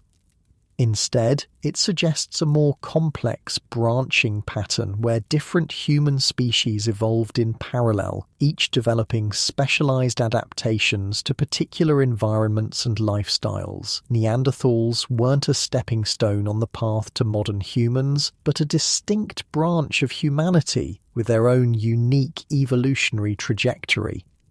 This perspective aligns with what we now know about other members of the human family tree. The discovery of Homo floresiensis, the so-called hobbits of Indonesia, and Homo luzonensis in the Philippines reveals that multiple human species existed alongside our own until relatively recently. And the identification of the Denisovans, another distinct human species that interbred with both Neanderthals and modern humans, further complicates the picture. Far from being the linear march of progress depicted in those familiar textbook illustrations, human evolution was a complex bush with multiple branches developing in parallel, sometimes interacting and hybridizing, sometimes competing, but each representing a valid and successful adaptation to particular circumstances. The Neanderthals weren't failed humans or evolutionary dead ends. They were remarkably successful beings who thrived in challenging environments for hundreds of thousands of years through a combination of biological and cultural adaptations. Their physical power, those extraordinarily strong bodies that have been the focus of much of our exploration, was just one aspect of a complex and sophisticated adaptation to life in Ice Age Europe. Their legacy lives on not just in the DNA many of us carry, but in our growing appreciation for the diversity of human experience and the many ways to be human. The story of the Neanderthals reminds us that our species' current dominance of the planet isn't the inevitable result of inherent superiority, but the outcome of a complex historical process involving both chance and adaptation. And it raises profound questions about human identity and uniqueness. If another human species existed alongside our own until relatively recently, a species with comparable cognitive capabilities, complex cultural traditions, and the ability to interbreed with us, what does that say about our place in nature? What might our world be like if Neanderthals had survived to the present day? These questions take on added significance as we consider the possibility of encountering non-human intelligence in the future, whether through artificial intelligence or potential contact with extraterrestrial beings. Our experience with Neanderthals suggests that intelligence and complexity can take different forms, and that our human-centric perspective may limit our ability to recognize and appreciate these differences. The Neanderthals, with their powerful bodies, sophisticated minds, and complex cultural adaptations, represent both a mirror and a window. A mirror reflecting aspects of ourselves that we share with these ancient relatives, and a window into alternative possibilities for being human. Their story isn't just about who they were, but about who we are and who we might have been under different circumstances. As we continue to uncover new evidence about these remarkable beings, our understanding of them grows ever richer and more nuanced. The crude caricatures of hunched, grunting brutes that once dominated popular culture have given way to a much more respectful appreciation of Neanderthals as sophisticated, intelligent beings with rich cultural traditions and complex social lives.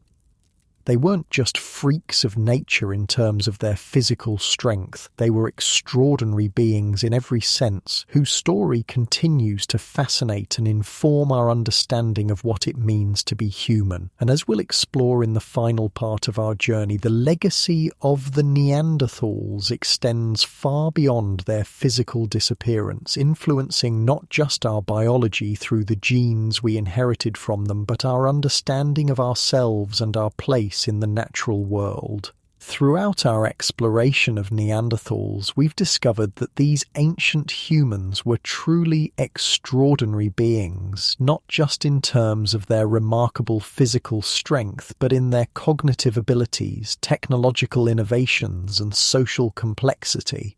Far from being the primitive cavemen of popular imagination, they were sophisticated humans perfectly adapted to the harsh environments of Ice Age Europe.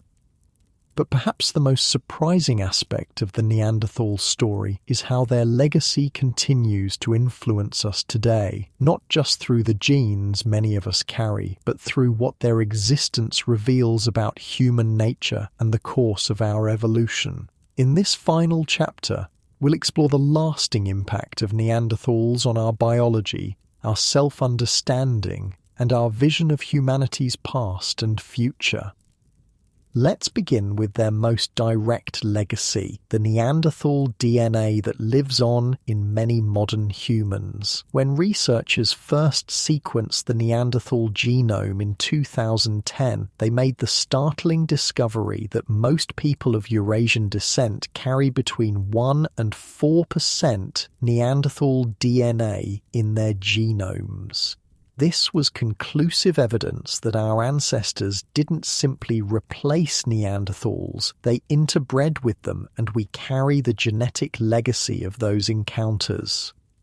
Subsequent research has revealed the complex pattern of this genetic inheritance. Not all Neanderthal genes were equally likely to be retained in the modern human genome. Some appear to have been advantageous and were favoured by natural selection, while others were gradually eliminated from our gene pool. Among the beneficial Neanderthal genes that many modern humans still carry are variants related to skin and hair characteristics that may have helped our ancestors adapt to northern latitudes with less sunlight. Neanderthals had been living in these environments for hundreds of thousands of years before modern humans arrived, and they had developed genetic adaptations to cope with the reduced UV exposure, adaptations that proved beneficial to modern humans moving into similar environments. Other retained Neanderthal genes are involved in fat metabolism and may have helped modern humans adapt to colder climates where efficient energy storage and utilization were crucial for survival. Still others affect immune function, potentially providing resistance to pathogens prevalent in Eurasia but not in Africa, giving modern humans a survival advantage as they expanded into new territories. The distribution of Neanderthal DNA in modern populations tells an intriguing story about human migrations and interactions. People of East Asian descent typically carry slightly more Neanderthal DNA than Europeans, suggesting multiple episodes of interbreeding as modern humans spread across Eurasia. Indigenous populations in sub-Saharan Africa, whose ancestors didn't migrate through Eurasia, have little to no Neanderthal DNA, a pattern that perfectly matches what we would expect if interbreeding occurred primarily after modern humans left Africa. Some Neanderthal gene variants appear to influence traits that go far beyond simple physical adaptations. Certain Neanderthal genes have been linked to aspects of neurological function, immune response, and even mood regulation. One fascinating example is a Neanderthal variant that affects the risk of depression, potentially representing an adaptation to the long, dark winters of northern Europe, where reducing activity during the harshest season might have been advantageous. Other Neanderthal variants have been associated with conditions like Crohn's disease, type 2 diabetes, and even susceptibility to certain viral infections, including, intriguingly, severe COVID-19. The relationship between these genetic variants and disease risk is complex. What might have been adaptive in the Paleolithic environment may have different effects in our modern world, with its dramatically different diet, lifestyle, and disease exposure. The pattern of Neanderthal genes that weren't retained in the modern human genome is equally revealing. There's a notable scarcity of Neanderthal DNA on the X chromosome and in genes related to male fertility, suggesting male hybrids may have had reduced fertility, a common pattern in hybridization between closely related species. This reduced male fertility may help explain why the overall percentage of Neanderthal DNA in modern humans remains relatively low despite evidence for multiple interbreeding events. There also appears to have been selection against Neanderthal variants of certain genes involved in brain development. The implications of this pattern remain unclear. It could reflect incompatibilities between Neanderthal and modern human neural development, or it might simply be the result of random evolutionary processes unrelated to cognitive function. What's clear is that we are, in a very real sense, part Neanderthal. Their genetic legacy lives on in most non-African populations, influencing various aspects of our biology in ways we're only beginning to understand. This biological connection to these ancient relatives forces us to reconsider the traditional narrative of human origins and the relationship between different human species.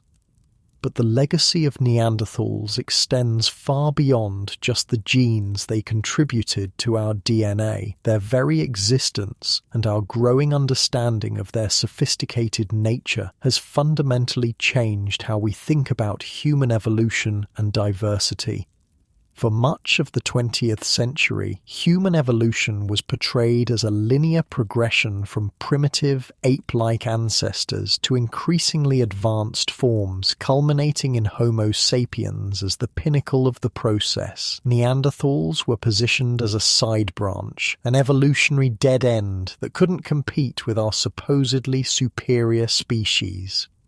This linear, progressive view of human evolution reflected the cultural biases of the time more than the actual evidence. It positioned modern humans, particularly Europeans who were doing most of the research, as the inevitable winners of an evolutionary contest, justifying their global dominance as the natural outcome of superior capabilities.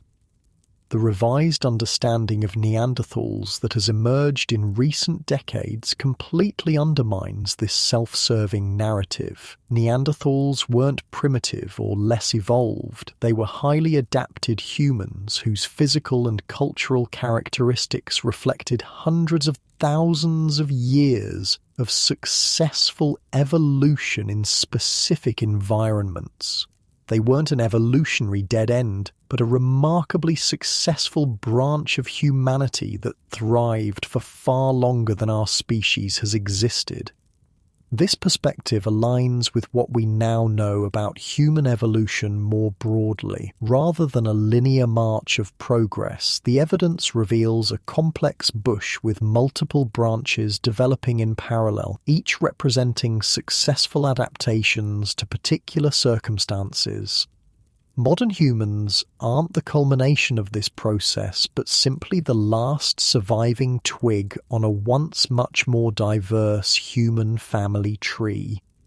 This revised understanding has profound implications for how we think about human identity and uniqueness. If another human species existed alongside our own until relatively recently, a species with comparable cognitive capabilities, complex cultural traditions, and the ability to interbreed with us, what does that say about our place in nature? What makes us human may not be unique to Homo sapiens, but shared across multiple species within the genus Homo. The Neanderthal story also challenges our assumptions about progress and adaptation. Their disappearance wasn't because they were somehow less advanced or capable than modern humans. It was the result of a complex interplay of factors, including climate change, demographic challenges, and the specific historical circumstances of their encounter with our ancestors. Had circumstances been different, had the climate been more stable, had modern humans arrived in Europe at a different time, had Neanderthal populations been larger or more connected, the outcome might have been different. We might today live in a world where Neanderthals still existed as a distinct population, or where hybridization had proceeded further, creating a more even genetic blend of the two species. These counterfactual scenarios aren't just idle speculation, they highlight the contingent nature of evolutionary history. Our species' current dominance of the planet isn't the inevitable result of inherent superiority, but the outcome of a complex historical process involving both chance and adaptation. The Neanderthals remind us that evolution doesn't have a predetermined direction or goal. It produces diversity, not progress towards some ideal form. This revised understanding of human evolution has practical implications for how we approach conservation and biodiversity today. If human diversity once included multiple species with different adaptations and capabilities, the loss of that diversity represents a significant narrowing of evolutionary possibilities. Our species now stands alone as the only surviving member of our genus, having lost the alternative perspectives and adaptations that other human species represented. This diminished diversity makes us more vulnerable as a species. If all humans share the same fundamental adaptations and vulnerabilities, we're more susceptible to catastrophic threats that exploit those shared characteristics. The existence of multiple human species, each with different strengths and adaptations, would provide greater resilience against such threats, whether disease, climate change, or other challenges. The Neanderthal story offers a sobering reminder of how quickly a successful, well-established species can disappear when circumstances change. For hundreds of thousands of years, Neanderthals were the dominant human species in Europe. Their robust bodies and sophisticated cultures perfectly adapted to Ice Age conditions. Yet within a few thousand years of modern humans arriving in their territories, an eye blink in evolutionary time, they had vanished as a distinct population. Their fate raises uncomfortable questions about our own species' future. Like the Neanderthals, we've developed highly specialized adaptations to particular environmental and social conditions. Our technology, our social structures, and our ways of life depend on a relatively stable climate and predictable resource availability. As we face accelerating climate change and environmental degradation, the rapid disappearance of the Neanderthals serves as a warning about the potential fragility of even long-established and successful species. But the Neanderthal story isn't just a cautionary tale, it's also a source of hope and expanded possibilities. The evidence for interbreeding between Neanderthals and modern humans challenges simplistic notions of species boundaries and suggests a more fluid, interconnected view of life and evolution. It reminds us that differences don't necessarily preclude meaningful interaction, genetic exchange, and potentially cultural sharing. This perspective has relevance for contemporary discussions about human diversity and identity. If our ancestors could recognize Neanderthals with their distinctive appearance and separate evolutionary history as potential mates and social partners, perhaps we can more readily acknowledge the fundamental commonality that underlies the relatively minor variations between modern human populations.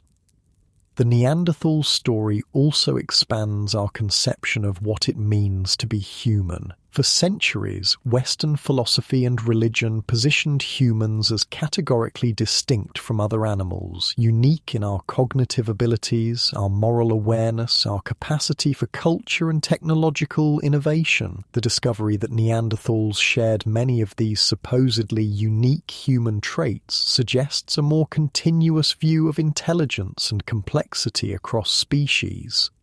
This continuity extends in both directions, not just to other human species like Neanderthals, but potentially to non-human animals as well.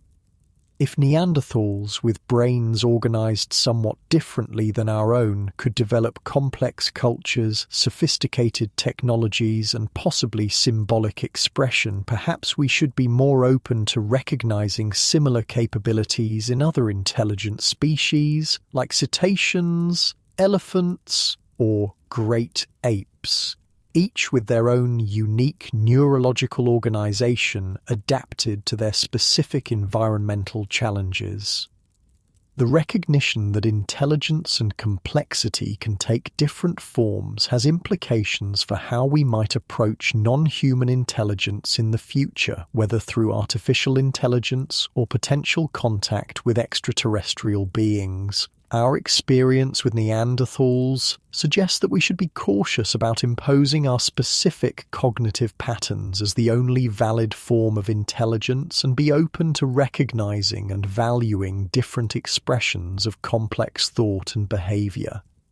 As we continue to uncover new evidence about Neanderthals through archaeological discoveries and advanced analytical techniques, our understanding of these ancient relatives grows ever richer and more nuanced. Each new finding, whether a sophisticated tool, evidence of symbolic behavior, or insights from ancient DNA, adds another piece to the puzzle of who they were and how they lived. Recent technological advances have dramatically accelerated this process. Improvements in DNA extraction and analysis techniques have allowed researchers to recover genetic material from increasingly ancient specimens, including some more than 100,000 years old. These advances have revealed not just the Neanderthal genome, but evidence of other extinct human species like the Denisovans, known almost exclusively from their DNA rather than physical remains. New dating techniques have provided more precise chronologies for Neanderthal sites, allowing researchers to correlate archaeological evidence with specific climate events and potential interactions with modern humans. Advanced imaging technologies have revealed details of Neanderthal anatomy that weren't visible using traditional methods, from the structure of their inner ears to the development patterns of their teeth and bones.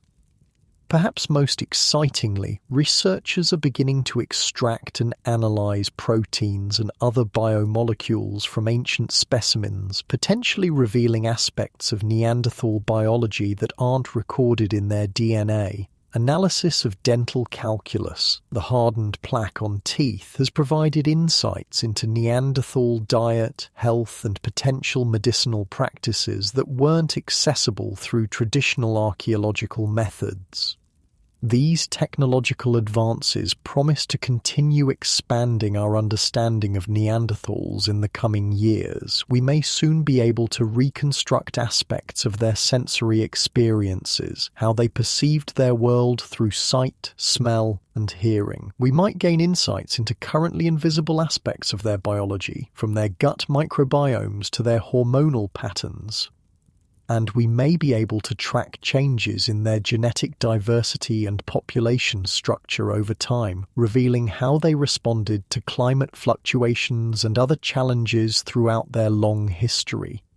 As our knowledge of Neanderthals grows, so too does our appreciation for who they were, not primitive precursors to modern humans, but sophisticated beings with their own unique adaptations and capabilities. The crude caricatures of hunched, grunting brutes that once dominated popular culture have given way to a much more respectful understanding of Neanderthals as complex, intelligent humans who thrived in challenging environments through a combination of biological and cultural adaptations. This revised understanding is gradually making its way into popular culture as well. Recent depictions of Neanderthals in documentaries, museum exhibits, and even fiction have moved away from the stereotypical caveman image toward more accurate and respectful portrayals that emphasize their humanity and sophistication. These cultural representations matter. They shape public perception and influence how we think about human diversity and evolution. The Neanderthals have also become central to ongoing scientific and philosophical discussions about human origins, species boundaries, and the nature of intelligence. Their story challenges us to reconsider deeply held assumptions about progress, superiority, and what it means to be human. They remind us that our current status as the only surviving human species is a recent and perhaps temporary situation. For most of human evolutionary history, multiple human species coexisted on Earth. This perspective encourages a certain humility about our place in nature. Modern humans aren't the inevitable culmination of evolutionary progress, but simply the last surviving branch of a once more diverse human family tree. Our global dominance isn't the result of inherent superiority, but a complex historical process involving both adaptation and chance. And the sophisticated nature of Neanderthals reminds us that many of the capabilities we consider uniquely human, from technological innovation to symbolic expression, have deep evolutionary roots and may be shared across multiple species. At the same time, the Neanderthal story highlights the remarkable adaptability of the genus Homo, our broader human family. Both Neanderthals and modern humans developed sophisticated cultural and technological systems that allowed them to thrive in challenging environments. From the frigid landscapes of Ice Age Europe to the varied habitats of Africa and beyond. This adaptability, driven by the combination of biological evolution and cultural innovation, has been the hallmark of our lineage for millions of years. The fate of the Neanderthals, their eventual disappearance as a distinct population after hundreds of thousands of years of successful adaptation, serves as both a cautionary tale and a reminder of the dynamic nature of evolution. No species, no matter how well established or successful, is guaranteed permanent existence. Changing environments, competition, demographic challenges, and simple chance can lead to extinction even for highly adapted and intelligent beings. For our own species, now facing accelerating climate change, environmental degradation, and other unprecedented challenges, the Neanderthal story offers both warning and inspiration. It warns us about the potential fragility of even long-established species when circumstances change rapidly. But it also reminds us of the remarkable adaptability of humans, our capacity to develop new technologies, social structures, and ways of life in response to changing conditions. The key question is whether we can draw on this adaptability consciously and deliberately, using our understanding of the past to make wise choices about our future. Can we learn from the Neanderthals, both their successes and their ultimate disappearance, as we navigate the challenges of the Anthropocene? One lesson from the Neanderthal story is the importance of diversity, both biological and cultural. The evidence suggests Neanderthals maintained relatively small, isolated populations with limited genetic diversity, potentially making them more vulnerable to extinction events. Modern humans, in contrast, appear to have maintained larger, more connected population networks with more genetic mixing between groups, providing greater resilience in the face of environmental challenges. Similarly, the diversity of human cultures and knowledge systems today represents a crucial resource for addressing complex challenges. Different cultural traditions offer varied perspectives, knowledge bases, and adaptive strategies that collectively expand our species' capacity to respond to changing conditions. Just as the interbreeding between Neanderthals and modern humans may have enhanced our ancestors' adaptability by incorporating beneficial Neanderthal gene variants, the exchange and integration of diverse cultural knowledge can enhance our collective capacity to address contemporary challenges. Another lesson lies in the Neanderthals' remarkable sustainability. For hundreds of thousands of years, they maintained stable populations in balance with their environments, never reaching the kind of numbers or resource consumption that would trigger ecosystem collapse. Their technologies, while sophisticated, were based on renewable materials and processes that left minimal permanent impact on the landscape. This stands in stark contrast to our current situation where exponential population growth and resource consumption are pushing planetary systems toward potential breaking points. The Neanderthals remind us that it's possible to develop sophisticated cultures and technologies without the kind of environmental devastation that characterizes the industrial and post-industrial era. Their example challenges us to reimagine progress in ways that prioritize sustainability and balance with natural systems. Perhaps the most profound lesson from the Neanderthal story is the reminder that we are part of a much larger and more complex human narrative than we often acknowledge. Our species' current global dominance represents just the latest chapter in a long story of human evolution and adaptation that spans millions of years and includes multiple species with different capabilities and lifeways. The Neanderthals, with their powerful bodies, sophisticated minds, and complex cultural adaptations, represent both a mirror and a window, a mirror reflecting aspects of ourselves that we share with these ancient relatives, and a window into alternative possibilities for being human. Their story isn't just about who they were, but about who we are and who we might have been under different circumstances.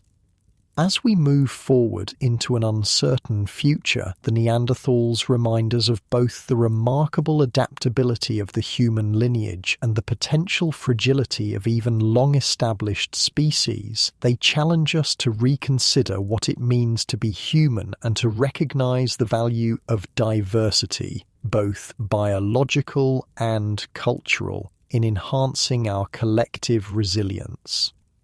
Their legacy lives on not just in the DNA many of us carry, but in our expanding conception of humanity and our place in nature. They weren't simply freaks of nature with extraordinary physical strength. They were sophisticated, intelligent beings who represent an alternative expression of humanity. Their story enriches our understanding of what it means to be human and expands our vision of what might be possible for our species in the future. The next time you look in the mirror, remember that for many people, a small but significant portion of what you see reflects the genetic legacy of these remarkable ancient humans. The Neanderthals aren't just a fascinating chapter in our evolutionary past. They're part of who we are today, their genes and their story woven into the fabric of our biology and our self-understanding. And as we face the complex challenges of the 21st century, from climate change to pandemics, from technological disruption to social transformation, the Neanderthals offer a valuable perspective that combines caution and hope. They caution us about the potential fragility of even successful species when circumstances change rapidly, but they also remind us of the remarkable adaptability of the human lineage and our capacity to thrive in challenging environments through a combination of biological and cultural innovation. Their story continues to unfold as new discoveries reveal more about who they were and how they lived. Each finding adds another piece to the puzzle of our shared human past and expands our understanding of what it means to be human. The Neanderthals, once dismissed as primitive brutes, have emerged as sophisticated, complex beings whose legacy enriches our appreciation of human diversity and possibility. They truly were freaks of nature, not in the dismissive sense that term is sometimes used, but in the sense of being extraordinary, remarkable beings whose physical and cognitive adaptations allowed them to thrive in some of the most challenging environments on Earth. Their story deserves to be told not as a footnote in human evolution, but as a remarkable chapter in its own right, the tale of another kind of human who walked the earth alongside our ancestors and whose legacy lives on in our genes and in our growing appreciation for the diversity of human experience.